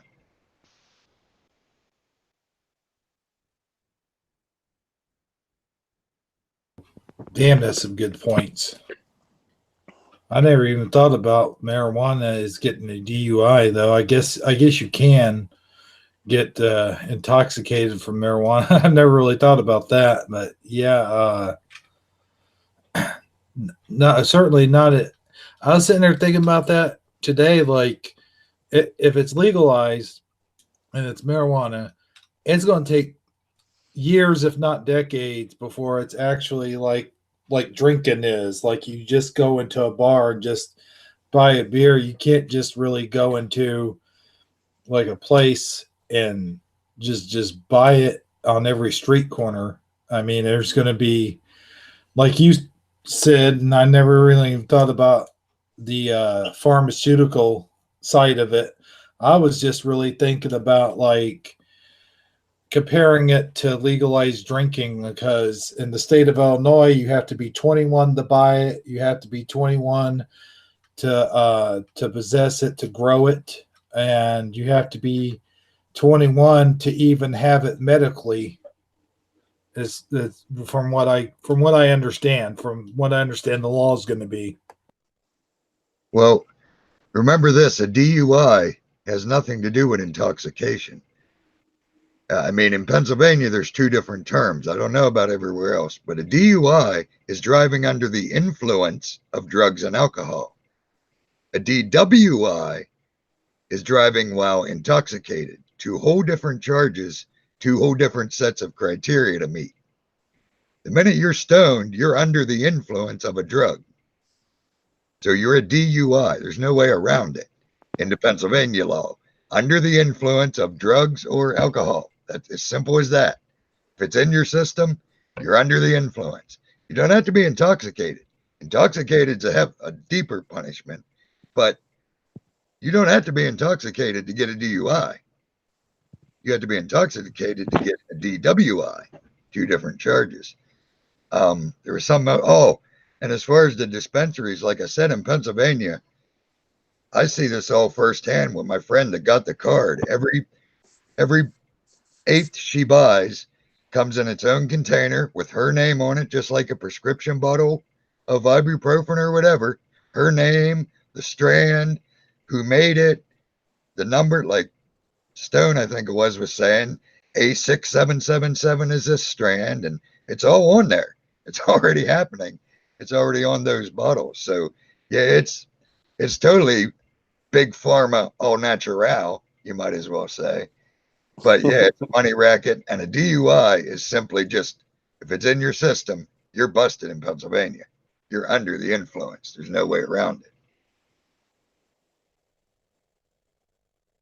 Yep, that's right. That's exactly right. And it's again, it like I said earlier, it all just comes down to them having more control, more ways to regulate things. They figure if they bring it, if they legalize it, with all these regulations and all these controls and ability to control the cash flow, and who's growing it and who's dispensing it and everybody can line their pockets properly, then it makes a lot more sense than just saying, hey, everybody's allowed to smoke weed.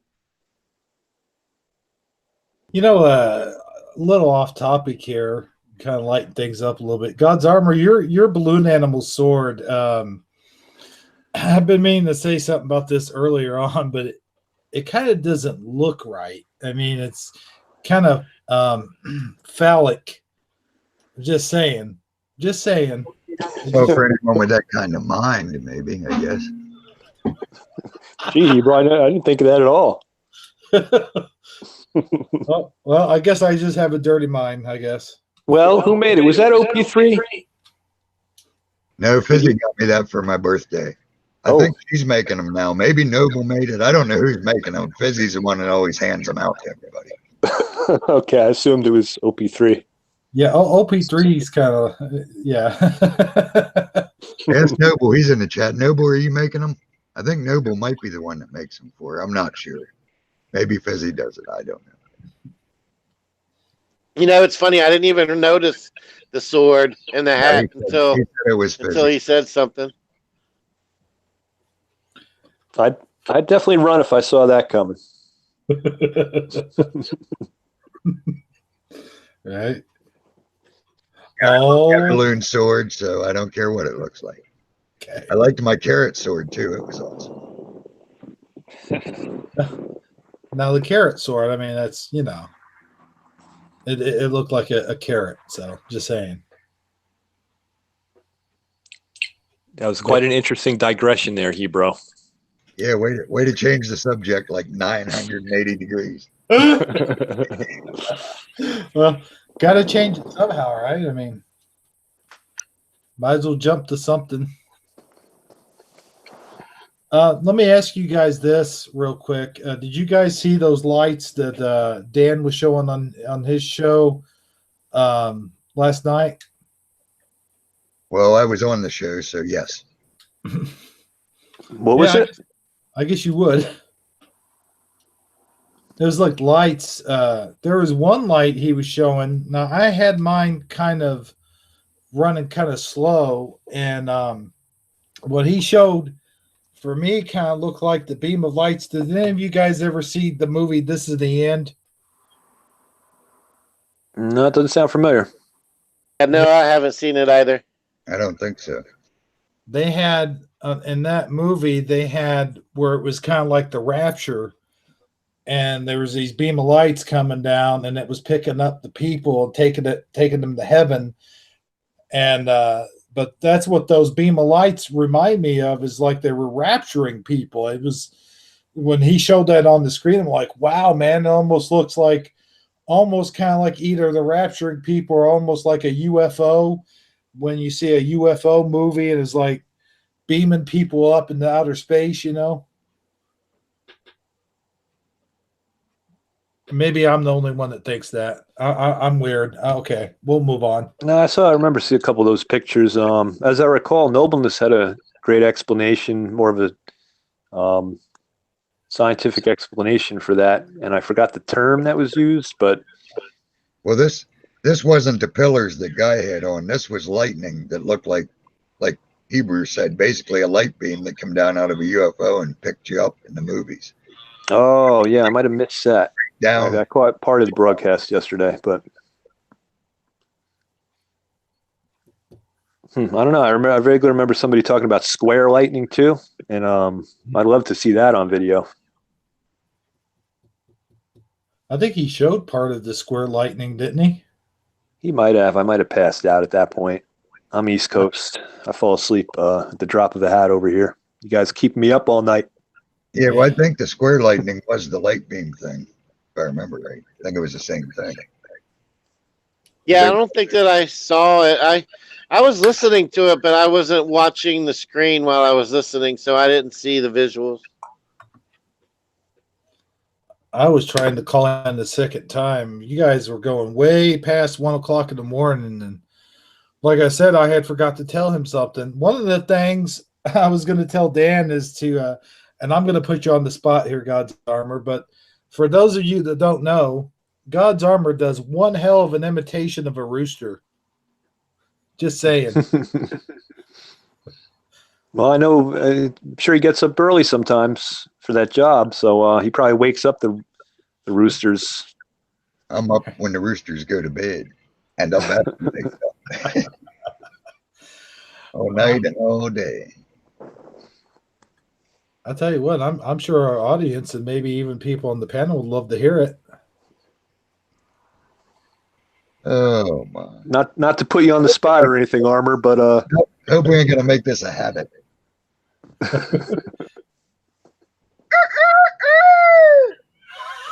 wow, That was pretty good.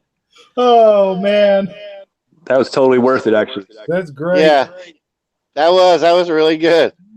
You're hired. You're the official rooster. I'm telling you, man. It Cock wasn't the that, walk, baby. wasn't that awesome, guys?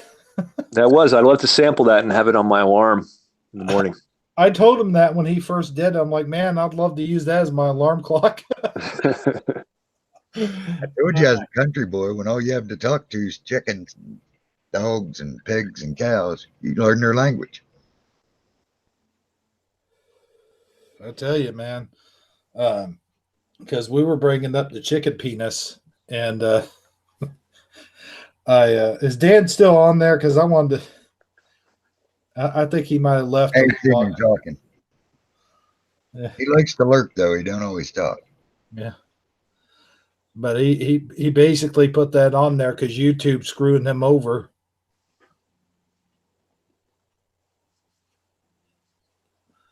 I think YouTube demonetized one of his videos, was it? Oh, more than one, I think. They do all kind of crazy stuff to him. I know E-Man said his videos were getting buried at the bottom of the pile. I watch a lot of different YouTube channels, and I honestly don't think they're fair. I think that they play favorites, because I think that I see certain channels get away with all kinds of things that would be considered copyright strikes, and they just do them liberally and without a care in the world, as if nothing's ever going to happen. And as far as I can tell, nothing ever does. Now, I'm not sure if they're just not a monetized channel, so they just don't care one way or the other. But then I see channels like Dan who take great lengths to make sure that they don't get them, and they end up getting them more often than the people that seem to not even care. It really blows my mind. Yeah, I've seen that, man. I definitely have seen that. I mean, it's probably all about keywords and what you talk about.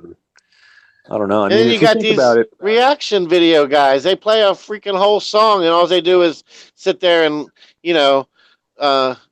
say pause it every so often sometimes to comment on what the song that they're listening to. But it's definitely a copyright infringement. And then if Dan plays 45 seconds of Ice Ice Baby, he's nervous about it. It just don't make any sense.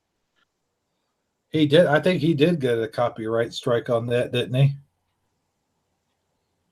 The whole Ice Baby.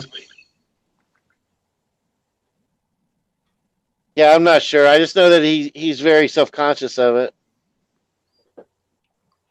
Yeah, him and Noble did a whole thing on the Ice Baby because there was a Mandela effect on it, and got it taken down. I think it was taken down, or at least it was striked or something like that. Yeah, that was Noble's bid. yeah, I mean, if you think about how many conspiracy guys there are on YouTube, just listeners and viewers, everybody in our community here, the numbers should be bigger for the subscriber numbers should be bigger for a lot of these channels. I really think so. And it's just a way of keeping them down. Like I remember I tried to look up just cold, like, live streams, conspiracy live streams, stuff like that. And, there's a lot of other people like us here. I mean, we have, there's a few hundred people in, I don't know how many people in the, loosely in the Mandela effect community, and conspiracy overlaps that, but compared to the amount of people that are interested in hearing about subjects like this, like, they definitely keep your stuff in some weird rotation where you can't just find it easily, I'm surprised YouTube didn't mess with that JFK thing that they had about a week ago, Mandela Monday. I tell you that the JFK thing's very interesting, especially some of the pictures that Noble was showing. And some of that stuff he showed me about 6 months ago, but he didn't actually broadcast it, or he might have had it in one of his videos. But did you see that one picture of that spooky looking guy? It was like off to into the background, and it looked like kind of like he had a dark robe, kind of like the Grim Reaper, and then he had like a cross on his head. Did anybody else see that? No, I don't remember that one. Yeah, that one No. slipped past me. Yeah, I think I missed that one. It was spooky looking, man, and it looked like it just kind of just formed like that as they were talking about it too. I mean, it wasn't ever really up there like that. And then something else weird happened on there, but I forget what. But it seems like a lot of these conspiracy videos, they're either getting buried at the very bottom or they're being taken off completely. YouTube shutting them down. E-Man mentioned that he said he didn't even do a conspiracy video. He was just doing a regular video about some kind of milk or something. And oh no, it was burgers, some kind of burgers. And he said that the video got buried so deep that nobody could find it just typing it in. And I know that happens to a lot of us, even though a lot of us YouTubers that are Mandela Effect communities don't put out a whole lot of Mandela Effect videos. Like this show right now is not really based on any, the Mandela effects. We're just talking about stuff, regular stuff. I guess some of it is kind of a conspiracy, but the smaller channels, I don't think it happens too often too, but the bigger ones, they say all their stuff gets buried simply because the fact that they had Mandela effect videos in the past.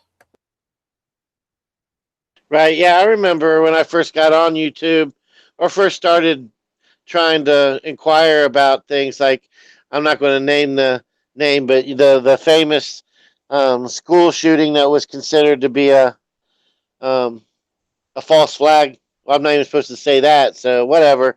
But you guys know which one I'm talking about, I'm sure.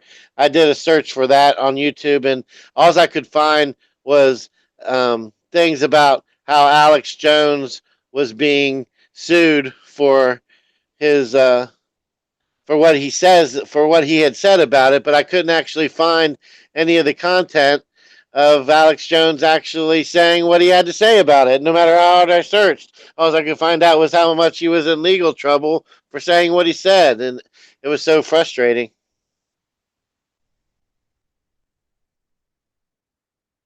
Uh, Eddie Von Keen said that it was last Monday the show got banned.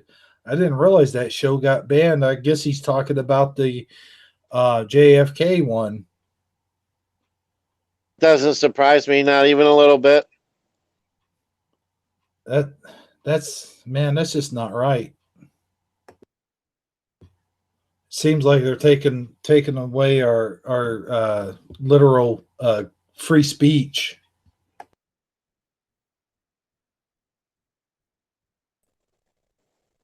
Well, it's basically more than this is free speech, because you're free to get on here and say it. I mean, and no one can stop you. But the thing is, they're suppressing the information. It's not that they're censoring your ability to say it. They're suppressing the fact that it was ever said. That's the scary part. Right, man. That's the sneaky part. Yep. Well, guys, what do you think?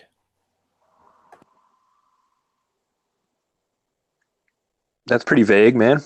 I mean, I guess what I'm trying to ask is, should we start trying to wrap things up, or do you guys have more you want to talk about or add, or what are we gonna do? It's up to you guys. I did have one or two things. Anybody else? Yeah, I remember you were going to talk about something, and we never really got around to it. So let's do that. Oh yeah. The whole subject we talked about a little bit earlier. Well, it's not going to take long. Oh, I'm echoing. Is that me? You guys reading me all right? Yeah, I had to mute real fast. I didn't mute fast enough when you started talking. Go ahead. Oh, that's all right. Well, me and Hebrew were talking about like the multiverse idea, and I think Hebrew's an asset to the community because anything with not necessarily like just pop culture, but movies, comics, um, action figures, and stuff that he knows about. A lot of this stuff he knows about because he's a fan of certain things. Star Trek, you name it, and he knows about the Mandela effect. He knows about conspiracy. So adding all those things up, I think he's a good person to ground, let's say, a certain effect, maybe a new effect that pops up. He's like a ground, like how a wire has a positive, negative, and a ground. I would say Hebrew is the ground unit. Yeah, almost like a benchmark. Yeah, and I think that's great because there's a lot of these things with the ME that come up that have to do with stuff like that, and there's a lot of different versions of things in movies. Like let's say I don't know Darth Vader's mask for one. There's a lot of different versions that Star Wars goes into. Comics and the movies and all these different series. It's just such a big world, multifaceted, with lots of fans of it. There's fan art. There's all kinds of stuff. So, we were talking about the thing I wanted to kind of bring up was the multiverse idea as it relates to comic books and movies. And, I love the new Marvel movies. The only time I'll go to a movie is really if it's, the new Thor or the new Avengers or pretty much any of those Marvel movies. Most of them I'll catch after, I don't have cable. I'll catch it a year later or whatever on I'll rent DVD from the library maybe. But that idea in comic books is being pushed. I was into comic books until around 91, and I kind of moved on from that. And the whole multiverse idea and the transhuman agenda, superpowers also, and that's what comics are all about. That's what they're all about. It's about fantasy. It's about different stories, and it's fun and interesting. But now we have, because the numbers on comics have gone down. Kids are distracted by their phones. Comics store shops close. There's one in my local area. It's been around for like 30 years, and it's closing. Kids aren't hanging out at the comic store anymore, buying comics. They just don't care. Yep. I'm sure some of them do, but now the movies are picking up that slack, and lots of people go out and see those movies, and these different themes are, matriculated into these movies, and it's also in pop culture. The multiverse, the whatever that means really. And of course, the Mandela effect, right? Most of the Mandela effect people that visit different channels, I don't know about most of them, but a lot of them are really feeling like, there's a multiverse. And the whole idea of, Orion and Sagittarius. And of course, it's a Mandela effect. We're in the Orion spur now. And we're in the Sagittarian arm or something back when I was in high school. But the way I look at it, that's all just on paper. That goes into other ideas and stuff. But really, it's all just on paper what they're showing us what reality is. And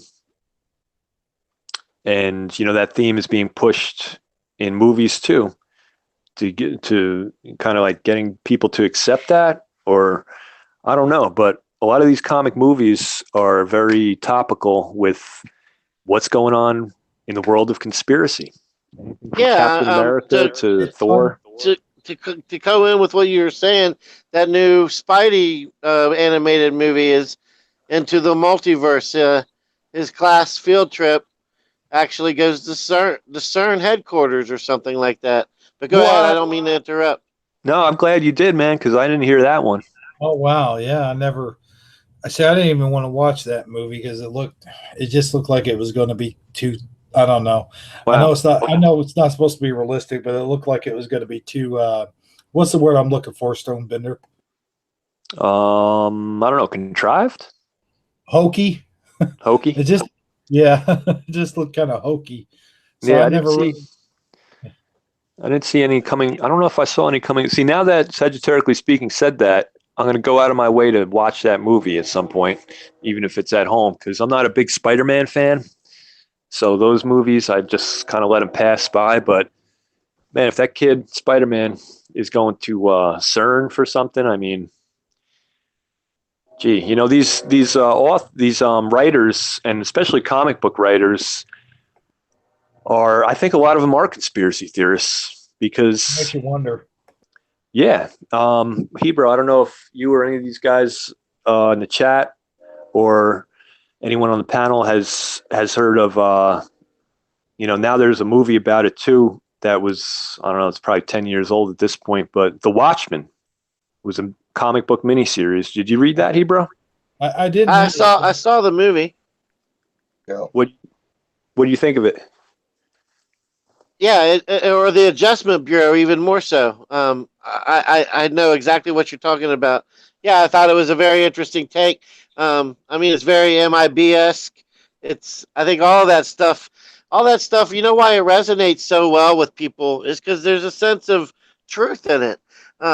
Right. Like the Matrix, for instance, when that movie came out, the phenomenon about it wasn't because it was such a great acting, or because yeah, I mean, it had great action sequences and all that, but it was the fact that people really felt that there could be an element of truth to the whole thing. That's what made it so popular, is people resonated with it. People actually could sense that there might actually be a sliver of reality mixed in with all this fiction.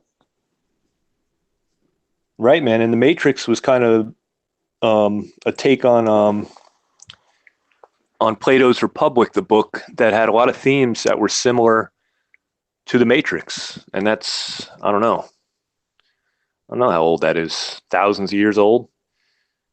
Yeah, or the whole allegory of the cave.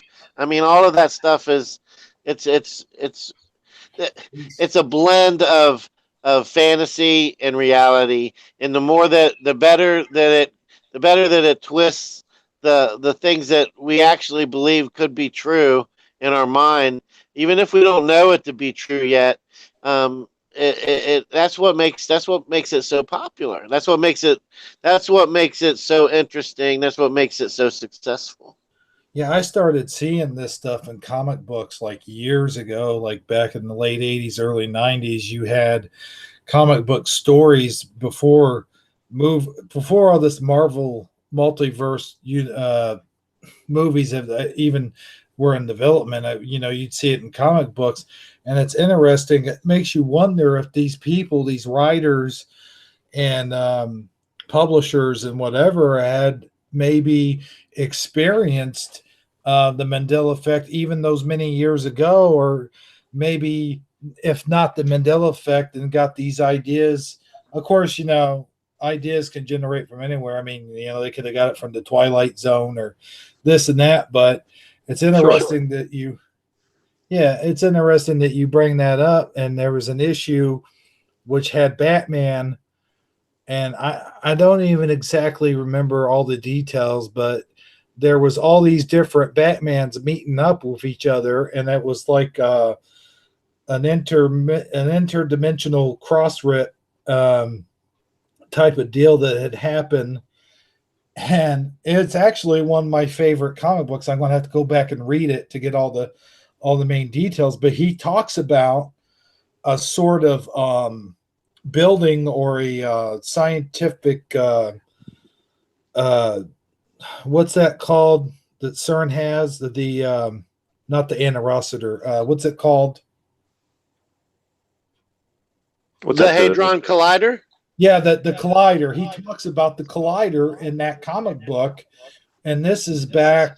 I would have to say early '90s. He actually mentions the collider in that comic book, and he says that this is what's causing the multiple Batmans to come in. So it is really Oh wow. interesting.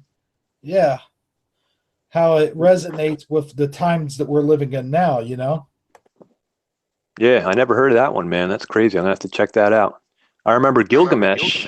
It was a limited series, and it was in the late '80s, and it was all a 4-issue series, and it was basically about two brothers that landed on Earth from another planet, and eventually one of them pretty much became president of the planet Earth, and his other brother went off into the wilderness to live in the wilderness, basically away from civilization.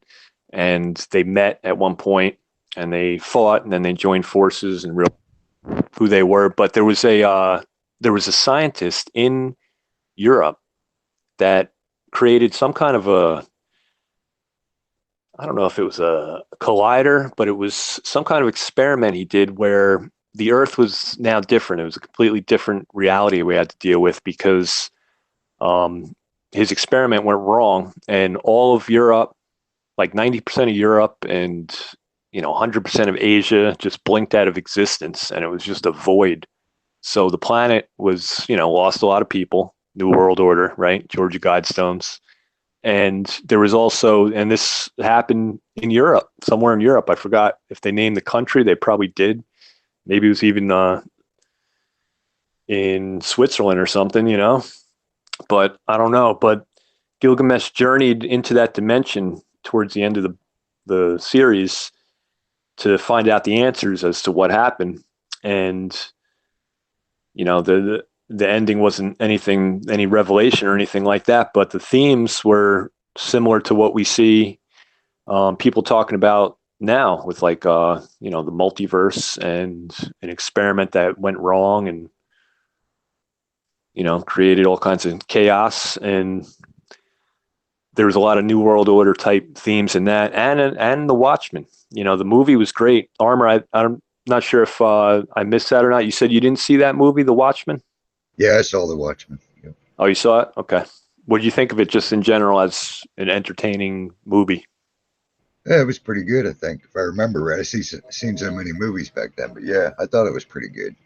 Yeah, it was exactly like the comic book. The comic book was a 12 limited series. It was a 12-issue series, and the movie was like, boom, just spot on to the comic, except they changed one thing, and that was the disaster at the end was, in The Watchmen, it was Dr. Manhattan, or they blamed it on Dr. Manhattan, that he created these huge explosions in all these cities in the world. And in the comic book, it was Ozymandias, who everything about him was very Egyptian. He was talking and quoting about the pharaohs, and he was talking about that stuff through the comic book. And basically, just to give you a quick impression, anybody didn't see the movie, Ozymandias he had a very wealthy family. The story went, he denounced his wealth and he went on to create his own wealth when he was like 16, 17 years old. And he was a genius level guy. And he basically was like, he was almost like an Elon Musk, where he was in charge of all these huge corporations and he wanted to change the world. He was a pacifist. I think he was a vegan. So his public persona was of, peace and harmony. He wanted to do good things for the world and all this stuff. And he was probably the world's smartest men, they said at the time. And he was like physically fit. He was like the, what's that called? Renaissance man, something like that. And, the themes in that book, the authors were definitely, geared towards like conspiratorial type stuff. And the movie reflected that exactly from the comic book. But, the other thing, just to wrap it up, what I was talking about the comics was, this last movie, spoiler alert, Thanos snaps his fingers. He's got the Infinity Gauntlet, right? And not the last one, but the one before that. What was it? The last one was Endgame, and the one before that was, help me out, Ebro, Avengers.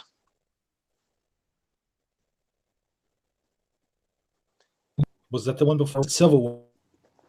Nope, the last Avengers movie, not the one, not Endgame, the one that was out in the movies, but the one just before that. Yeah, it was Infinity Wars, wasn't it? Oh yeah, yep.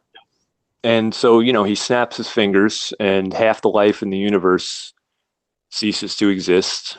You have Thanos, the evil main villain in that movie, and he plays out the agenda of the Georgia Guidestones. He even said in the movie, like, the rest of life would flourish if half the people in the universe, of course, we just have the Earth to work with for now, but that's the main part of the movie. Like, that's the result towards the end of the movie. He does that, and half the life in the universe dies. A lot of main characters and stuff like that. Of course, they all resolve it in Endgame. Somewhat. I don't want to ruin anybody's movie experience, so I won't talk too much about that. It was a more recent movie, but it's just it's really obvious, man. The New World Order agenda plays out in these popular movies too. You get people thinking. Captain America, Civil War, that was another one what you brought up. What is the agenda, like, wipe out about a fifth of the Earth's population? Or the Thanos wanted to do that, yeah. And he literally said, the other half can thrive. It's like kind of along the same lines, but not exactly. You have Arthur C. Clarke. I can't even say it. Back in 1968, he releases a book, science fiction novel. I'm sure you've heard of it, called Space Odyssey.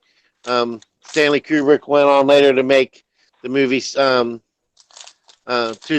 Odyssey 2001, or whatever the name of the movie was. Yep. But in the novel that came out in 1968, he introduces the concept of a centrical orbital satellite. Nobody had ever even thought of it possibly ever existing, or had a mind concept of what even a satellite could be, until he accurately and overly descriptively describes one in his novel. And then within, I don't know, 10 to 12 years later, William Howard Hughes is supposedly invented a real one that is up in, and he's launching them up into space, and they're creating satellite communication.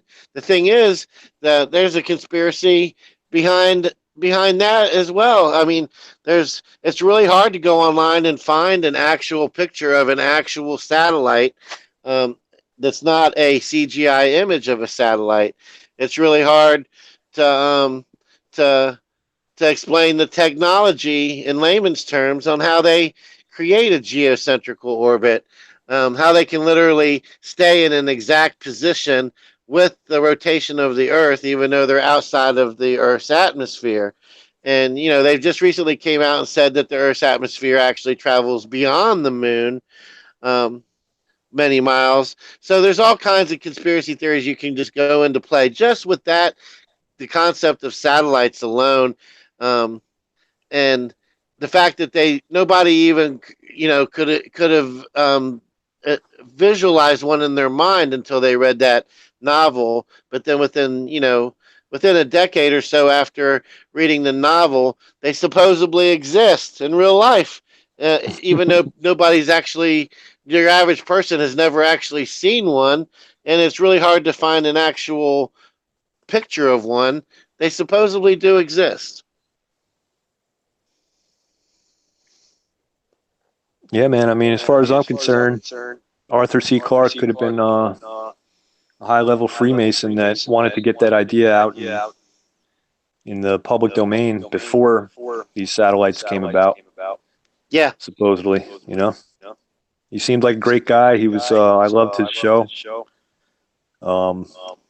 But again, what brings you back to Ozymandias? Like, yeah, his public persona was a great guy too. He's a pacifist. He's a vegan, and what he did was at the end of Watchmen was the same thing that Thanos did. Really, years later in that movie, he created a disaster, blamed it on somebody else, and basically, oh yeah, that's what I forgot too. In Watchmen, the idea that Ozymandias had was to unite the world. Right now, this is around the Reagan era. And Reagan actually, during that comic book, even though it was set back a few years in the 80s and it came out in the late 80s, and I think it was set in the mid 80s, Reagan himself was talked about, on the news in that comic book because it was the Cold War. And it was the height of the Cold War in that book. That's what they were talking about. And Ozymandias himself said, like, hey, if the world thought that there was a threat beyond this world, just like Reagan, of course, we all know that speech, that we had to unite against, then he was trying to bring peace, really. In his heart of hearts, he was trying to bring peace to the world by creating this fake alien deception, which in the comic book, it was a biological thing that he created, and it looked like this giant octopus, and there was many of them, and he basically teleported it with technology through his major companies into many big cities around the world, and it was just this monstrous beast of a octopus thing that was like 20 stories high, and teleported into in the middle of these major cities, and its psychic vibe somehow from being teleported from point A to point B went out kind of like an explosion, but it didn't damage anything. It actually just drove millions of people crazy and to their death. Huh. And in Very that, interesting. in the book, he turned around. We were at the verge of nuclear war, and that happened. His plan that he'd been working on for years, and the world said, "Hey, let's unite against this new enemy," and he brought the world back a little bit from nuclear war. And we see this in the idea of the alien deception, what Reagan talked about, what this author Douglas Hamp wrote about, comparing the alien agenda and people's experiences with these aliens, supposedly, to what Satan wants ultimately. And he compares those two things in that book. So, yeah, that theme's been with us for a long time, the multiverse theme. I mean, I don't know. I'll be honest. I might not be a popular thing with the Mandela Effect community, but I don't believe in a multiverse. I don't think there's millions or scores of versions of me. I don't think that's in God's plan for any of us. And I see, Bank of America released a statement a few years ago saying that there's a good chance that we live in a simulation. I see, bigger conspiracy YouTubers talking about it. And I think that it's being pushed in the mainstream with these movies. I mean, sagittarically speaking, we're talking about that Spider-Man movie coming out where he goes to CERN eventually for some reason. I definitely want to check that out to see what they're telling people about CERN. Of course, many people go to see these movies, and we all know they can deliver some truth, but then they can twist that little lie at the end. So I'm curious to see what that movie's talking about. But yeah, that's as far as the comics and the movies and stuff go. There's definitely themes like that. So I just wanted to bring that up and mention that. Yeah, it's a very interesting take. I had never heard that one. I'm not saying I'm a hardcore believer in the multiverse. I say that the theory in itself intrigues me, and I'm open minded to the concept of it. But am I a strong believer in it? Do I have definitive? Am I going to try to make a definitive case for it? No, but Yeah, I'm open I like minded. what you. Yeah, I like what you're saying. Yeah, It I'm really, open minded to that I too. had never heard that perspective before, and I find it very intriguing. Yeah, it just seems like the system's just kind of pushing that, even if it's the conspiracy system in some way. And usually, anything that they're trying to make you believe, it's the opposite that's the truth. So, Yeah, I like to go against what, I mean, I know a lot of us do in this community, in these circles, but it's infiltrating its way into um, conspiracy too. I mean, divide and conquer. You see it in chat rooms like, hey, you don't remember that? You're from a different dimension. I think Come the on, whole man. flat Earth thing is a divide and conquer scheme as well. I think it's a psyop to create division among the conspiracy theorists themselves. I think people get too carried away with it as far as once they're all in on the flat Earth, they forget that just right before they became a flat earther, they were just like everybody else who thought the Earth was round. All of a sudden, they feel like they gotta defend that flat Earth theory, to no end. And I mean, it's. I'm not saying the Earth is round. I'm not saying the Earth is flat. I'm saying it's impossible for us to conclusively define the shape of it irrefutably. So let's not argue about it. Let's just assume it's not what we think it is. Yeah, I think that was almost by design that was kind of released almost because it's got a lot of truths in it. But, the thing is like right at the top at the heading, it's flat Earth. So what the flat Earth thing did to me was, I'll be honest, man, I don't think it matters if it's a sphere or if it's flat. But I tell you what I believe right now for being pouring over that information for 3 years is that I'm a geocentrist now. I'm not completely sold on space. And I personally believe that the sun, stars, the wandering stars, and the moon, of course, are going around us. I think that we're fixed and not spinning or flying in any direction, but we could also be the sphere with the firmament being a bigger sphere around that sphere. But then a flat earther will hear that and think, oh, globe. All right, you're a globetard, you're a globalist. Well, no, I just think it's possible that the earth could be a sphere, but I don't think it's possible that we're flying around the sun at 66,000 miles an hour. I And there's a lot of totally agree truth with in you. that. I couldn't agree with you more. I think that I think that it's beyond our imagination what the real reality is. And just because, somebody can make some really good arguments one way or some really good arguments the other, doesn't make them right. It just means that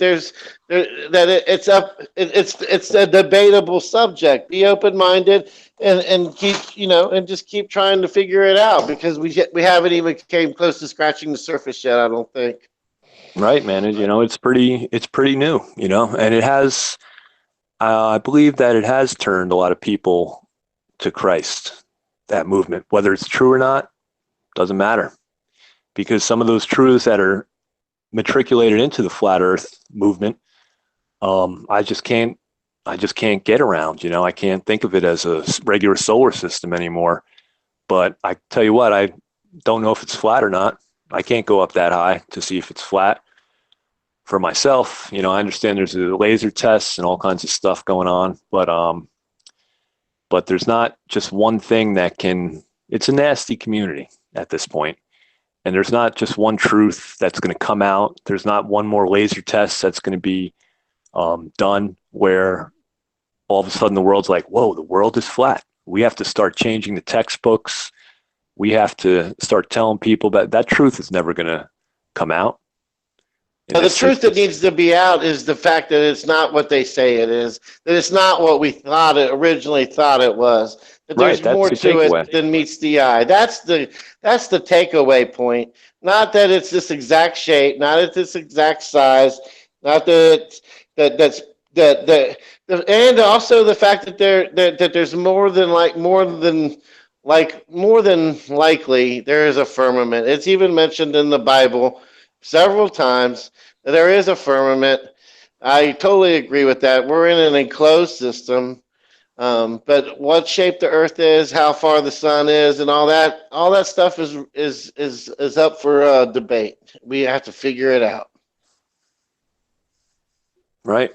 Absolutely, man. It'll be interesting to see where this goes in 10 years because it's a pretty new thing, pretty new movement. But I tell you what, I don't subscribe to flat earthers on YouTube anymore because there's nothing that's happening. I'm a little out of the loop now, but I've gone over 90-something% of that material over the years. And, Mark Sargent's it's neat though when you first hear it though. Isn't it exciting when you first hear Mark Sargent's, flat earth clues or whatever? It's so like it gets you scratching your head. It gets you thinking type of, oh yeah. But then after, you go through that climax of everything you can absorb about it, there is nothing new coming. Like you said, no matter how many more laser tests they do, no matter how many more hot air balloons they send up into the sky, we're still not going to know the truth until it's fully disclosed to us. Right. Even NASA now is talking about how, they can't get past a certain point and, whatever, they lost the technology to go to the moon. I mean, that's got to be a running joke. They're probably laughing their asses off at that line that they wanted to put out because it's just ridiculous. I mean, why aren't heads rolling that they lost this technology that the taxpayers paid for? I know, right? That is funny. Let's see the perp walk. That's what I want to see in NASA. I want to see the NASA perp walk where they're handcuffing these guys for the deception that they played on mankind. But that's never going to happen. So I don't know. I mean, it's obvious that if it was true that they could go into space, either manned or unmanned, why wouldn't they just do the simplest of things? Take the camera, turn it, and aim it toward the Earth. Slowly, in one take, turn it and aim it back down to the surface of the moon, and everybody's happy. But they can't do that. I mean, right. Even from the space station right now that's supposedly flying just outside of Earth's atmosphere, they won't do that for us. Right. And any of those astronauts could use their iPhone and just do that, They wouldn't even need some big expensive camera. Like they were, all right, I'm picturing it. They're on the moon for the first time. They landed. Wow, what a great accomplishment for mankind. Nobody thinks to turn that camera and do a 360-degree pan on the moon. There's no video of that. Nobody decided to do that. Or like you were saying, the ISS. So something's afoot. And did they put it out on purpose because they wanted to keep people away from the idea that the Earth is actually the center of everything? I don't know. But once you paste that flat Earth label on it, boy, you're going to have problems. Maybe even with your spouse or your neighbor or whatever. Or your job. Or your job, right. Hopefully there'll be a new medication coming out soon. Do you believe the Earth is flat? We'll take Flat Earthia. Side effects may include you losing your job, divorce. There's a new medical marijuana available for just that person. Man, that stuff was so good. I thought the Earth was flat. But or it could be, maybe, or it could be flat, and that's just part of their occult ritual to tell you something that is true, but they know they can steer that, through our culture into a narrative where you're just, what's the word I'm looking for? You're ostracized.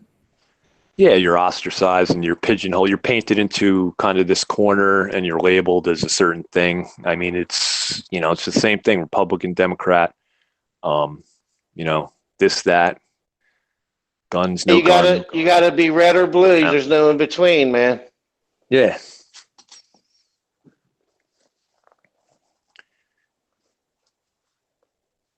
So, but I digress. I'm yapping my head off over Same here. here. That was nice though. I enjoyed that.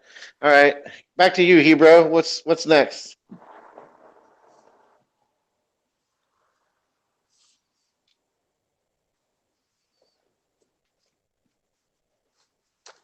I think we lost him. We lost Yep. that. Out there mowing the lawn or something.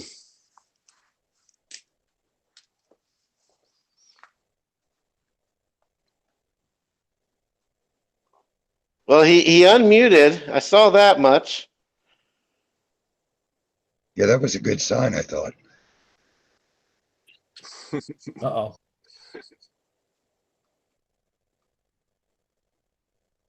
There it is. I see your avatar, Hero, but I don't hear you.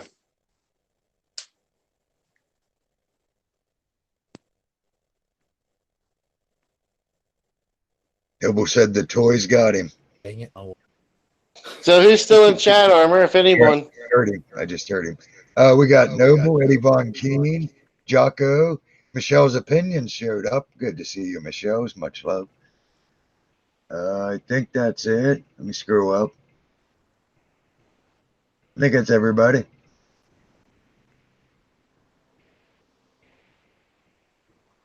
All right. Well, it'd be nice if Hebrew was able to take us out, but I don't think he's going to be able to. Well, he's the only one who can it, so. It'll just be dead air if we quit talking, huh? Yeah. I heard him for a second there. I don't know what he's doing. It's Hebrew. Eddie says to call Mufon, see if they can find him. Oh, MUFON. Actually, let me, while Hebrew's MIA, I wanted to mention something about MUFON. MUFON's a mutual UFO network that's been around for like, I don't know, 30, 40 years, long time. Yeah, long time. And yeah, maybe even longer. Like, I know there was that Foo Fighters thing in the 50s.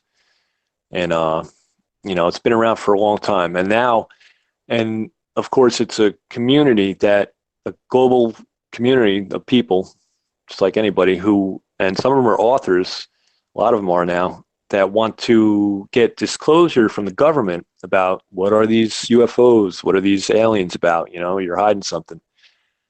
Except now there's a cover up within that community, and it's pretty much like based from the people that have the power, so to speak, in that community, which are authors.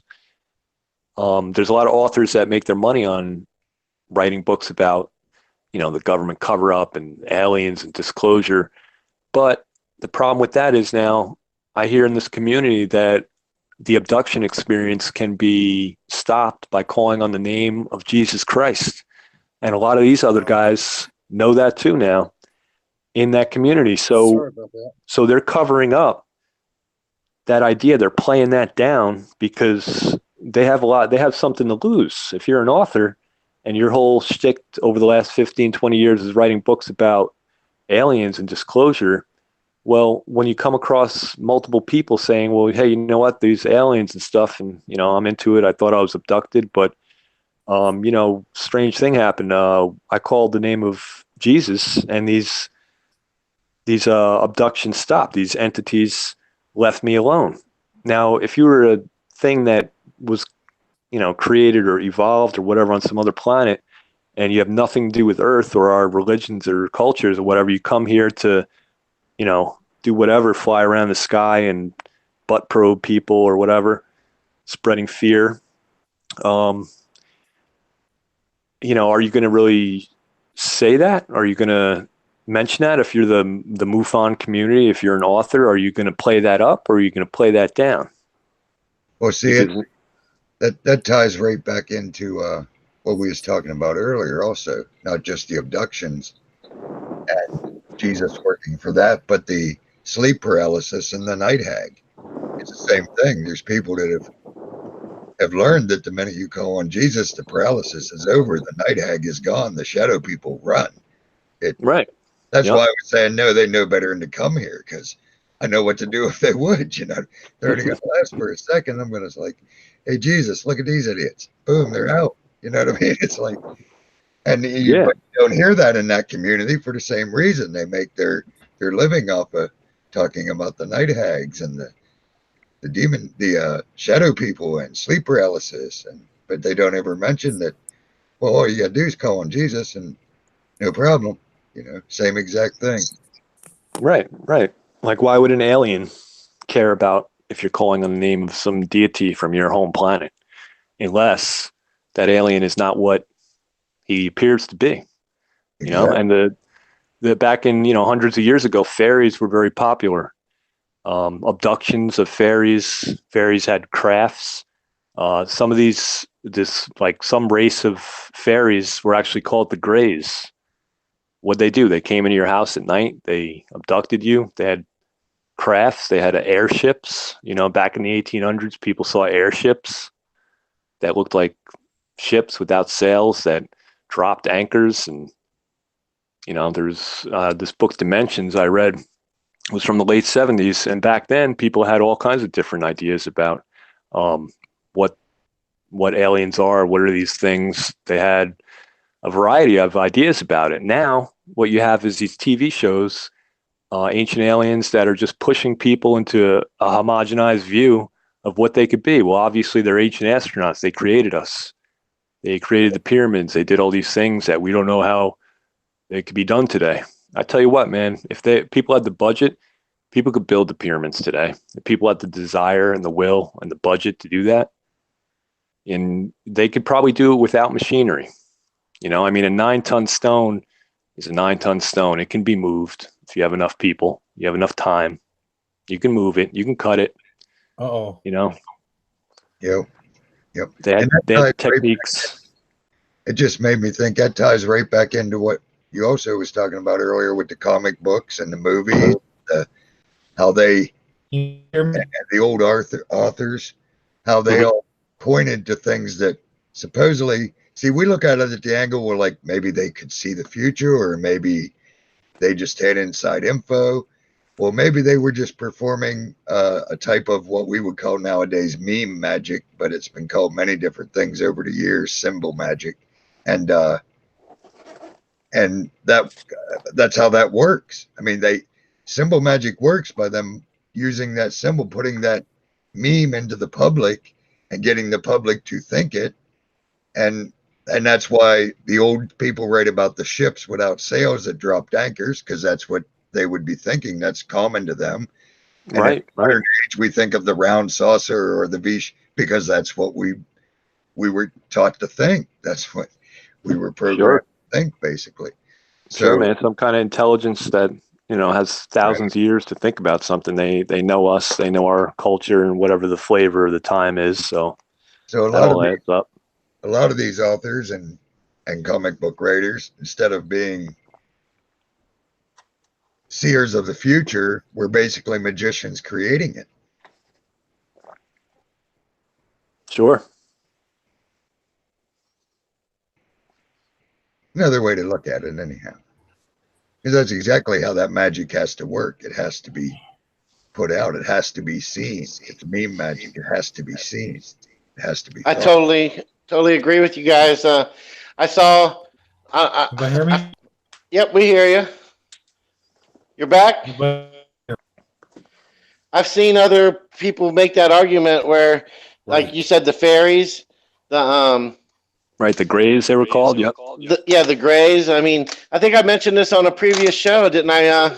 Armor Up, about how they all demons, all this stuff. They all kind of, if you look at the abductions and the tales of all the different people, they all have a lot of things in common, and they all, and if you go back to all the way back to the ancient days before we had science fiction novels, they didn't call them aliens back then. They thought of them as demons. I mean, it's just a matter of how you want to, the way you want to label it. in the way you want to manifest the reality and the way you want to manipulate the way our conscious minds depict it. So I totally agree. I think what you're saying is the meme magic. Exactly. Yeah, nowadays that's the common term for it. Yeah. Yep, Yeah, man. that's a big part of it, in my opinion. But and not all of them. I'm sure there's a few that. Well, we know there's a lot of authors who were basically closet Christians, for lack of a better term, followers of Jesus who couldn't openly follow him for life reasons and things like that. So they would put out a lot of truth hidden in their fiction and novels and music and stuff like that. So there's that too that we always got to consider. But yeah, there's also the ones that are working for the other side that put out the books and stuff to create the magic they need to accomplish what they want. Uh-oh, Diva hopped on a train. Eddie said he's out of here. He got the midnight train to Georgia. Look out, Georgia.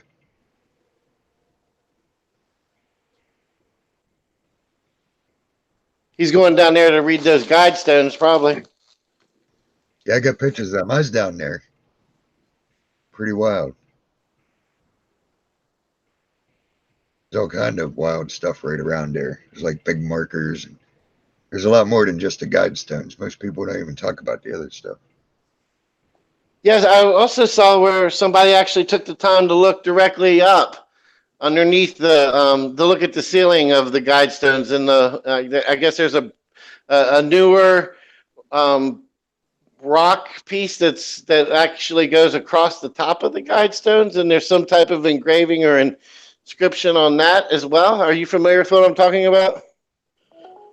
I'm not sure. I don't remember. I have to look at my pictures. I thought the top was just flat when I was there. Like, I don't remember anything being there. I'll have to look. Now, I know if you take a drone and look down on it, there's supposedly like a big, what people say possibly Right is a here? blood stain. Yep, we hear you. A big blood stain like on top of it. Like there was something, basically what they say is something was killed on it before it was put there, but who knows? But there's definitely a big black stain on top. But yeah, Interesting. I don't remember noticing Oh, the exact bottom of the top being engraved. I'm pretty sure I remember it being flat. I don't know. There's all kinds of holes There's in it. apparently some type of engraving, symbology or symbolism that's engraved onto for quote unquote, it would be like looking at a ceiling if you're standing underneath it and you look directly up. Right. I'll have to look at my pictures because if there is, and I got pictures where there weren't, that's pretty wild. Because I was only there, well, I don't know how long has it been now. 5 years, maybe. Oh wow, you saw him? 6, something like that. Yeah, when we was out riding around Texas, I came back through Georgia just to see the guide stones. Huh. Can you drive up to him from the parking lot, or is there some barrier for vehicles? You drive within, I don't know, 50 feet, 100 feet. I mean, you got to walk a little bit. There's a parking lot. I mean, you can't drive over it, but you can drive right to it. It's right there. I tell you what, from the pictures I've seen of that, it would be 12 cuts with a demo saw, 4 hammer strikes on the top in each one of those cuts on the corners that hold the horizontal piece, and 4 strikes with a 20-pound sledgehammer to the horizontal cuts that I would make with a demo saw to the vertical pieces. And I think I could bring it down. Oh, yeah, it wouldn't be hard to bring down. Nah. But there's cameras all over it. Yeah, it'd take a little noise and time. You have to, and that's the size, the guard, you know. Got anywhere because it's watched all the time because it had been desecrated before. So now there's live video surveillance, and yeah, you don't mess with them. Right. But I did accidentally, and you can tell the witches and the druids. At least I seen the druid symbols and the witches when I was there. And the one local person told us, "Oh yeah, if you come on the weekends, especially special weekends, like solstices and the different holidays for that side. If you go there, then there's always rituals going on. And when I was there, like I said, we was walking around and I was taking pictures of everything because there's all kind of stuff right around it, other big slabs and stuff engraved on them, and all kind of stuff other than the guidestones themselves. But Oh, I didn't know that. I don't hear much about that. no, as I say, no one. I'll have to dig them pictures out sometime, maybe. But there was a druid. The druids had made their little stone mound. So I seen they did a ritual like right over in here. I could see the little druid stone mound. So I didn't mess with it because, well, they're druids. But I seen where the witches, possibly Satanists, it's hard to tell which, but I could tell what they did by the way they left the pentagram because I know what I know how that works. But I found the pentagram where they had opened the one end, because basically what they did, I don't like to talk about it too much because I don't like telling people how to do it. But basically what they did is they made their little stick pentagram, okay, out of sticks. And when you make it, it's closed. And when you summon into it to keep it contained in the pentagram. All right. Now this is what they do. And when the ritual is over, you open an end to send that in whichever direction you called it. You summon it to go do whatever you want it to do. Then you open that end of the pentagram, move one of the sticks, like open a little door to let it out in that direction, whichever direction you send it to. And I seen where they had opened their little door. So I knew they just did like a summoning ritual and released something in that direction. So I did totally accidentally, sort of trip over that and scramble the whole pentagram, which destroys everything. Basically, if done correctly. But yeah, but that was pretty cool. I was like, oh, I even told Hunt, I said, oh, look, the witches were here, and so were the druids. I said, but look what the witches, they opened a little door. I said, yeah, I didn't mess with the poor little druids. But they had their nice little rock thing. I could tell they had done their little ritual, and yeah, I could tell the witches had summoned something and turned it loose. So that one I did have to wipe out. But I didn't mess with the druids. They was probably just saving trees or something, trying to save an animal. They're all right. They're a little whack, but druids ain't all bad. Yeah, we couldn't have them releasing stuff. That ain't good. Yeah, that was pretty cool. That was right at the guidestones, right? Literally, like right there within the little guidestone area. Yeah, I was wondering about that complex. I mean, I wouldn't be surprised at all if they hold anything up to and including human sacrifice there. I mean, they do it somewhere. We know that. Why wouldn't they do it in a place that they have respect for or whatever, you know? Yeah, and it definitely isn't like there's nothing really around it. It ain't real easy to find. I mean, I didn't have a lot of trouble because I got a decent sense of direction, and I think we had the Garmin then too. But even with the Garmin, I don't think we could find it on the Garmin. We finally found an address. Somehow we did finally find it. And yeah, it's sort of remote. It's definitely not right in a very populated area. Do they not have signs like on the road telling you how to get to it? No, there's Oh, okay. absolutely no markings of any kind at all about it till you're there. And like I said, if you're paying attention, you can see it in the distance off the quote unquote main road, which is basically a 2-lane like we got around here. And I mean 2-lane, like one going beside the other one, not 2 lanes in each direction, just little 2-lane road. But yeah, if you're paying attention, you can see it and turn to it. That's how we did find it. I knew the road it was on. I did figure out what road it was on, what route. So we just basically drove that route. And I think my wife seen it first. She goes, I think it was right back there. We had went by it, but she had just glimpsed it. So we turned around and went back and found it. And then, like I said, after we was done there, it was a pretty warm day, of course. So the first little gas station we hit, which was probably, I don't know, maybe 3 to 7 miles away. I'm not a good judge of miles, but not real far away, a few minutes away. We came to a little gas station, whipped in, get a drink, and I was talking about the Guidestones, and they's like, "Oh, you should have came last week," I think they said, or something. It was a few weeks ago, which was, I forget which holiday it would have been, but it was one of the big days. They said, "Oh, you should have been here." Then they said, "There's all kind of crazy people up there doing their rituals." I said, "I'll bet there was." That's what I said. I'd seen there were some druids and witches there. They just sort of looked at me funny, but yeah, I could see there was something that happened there not long ago. Basically.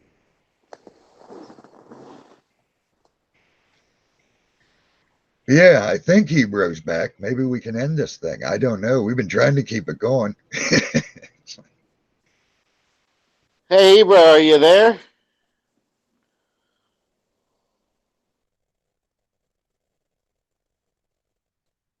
I hope so. Oh, Yep. there he Can you is. guys hear me all Yep, right? we hear you.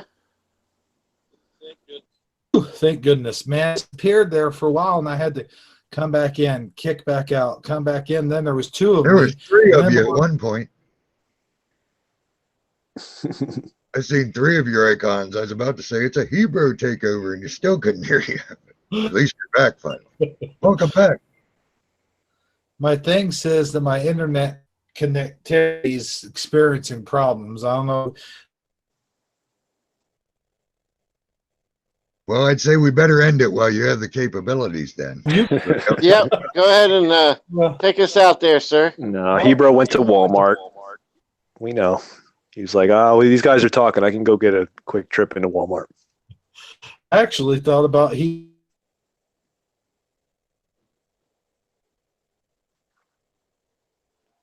you're definitely they're the show pretty bad. well. Huh? Uh-oh. You're definitely Cut down. breaking up bad. We better end it quick. You're definitely breaking up. All right.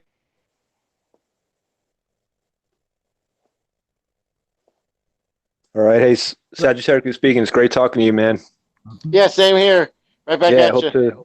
hope to talk to you again. Yeah, I'm sure you'll be on here again. I'm sure we'll be talking more. Cool. Good, man. If you can get my Hangouts information from who I don't know, Armor Up or Hebrew or whoever, and I'll do the same for you. All right. All right. Definitely, man. All right. Definitely. Yep, Stone, always a pleasure, my brother. You too, brothers. Great talking to you, man. I think I saw someone said it was your birthday or something recently. Yeah, it's coming up next week. Yeah, Oh, cool. next week. Happy birthday. Mine was a couple weeks ago. So happy birthday. Next week. All right. I'll wait till next week. Cool. Yeah, that's why I got my balloon phallic sword, as Hebrew calls it. All right, well, I guess for Hebrew, since we can't talk, and everyone on the Hebrew channel, we will say good night and hope he can still hit the button. Hebrew, if you Yep. can take it away, brother. All right. Well, thanks everybody on. Good night, everybody. See you next week. Thanks, Ebro. Yeah, thanks for being on, man. Yeah.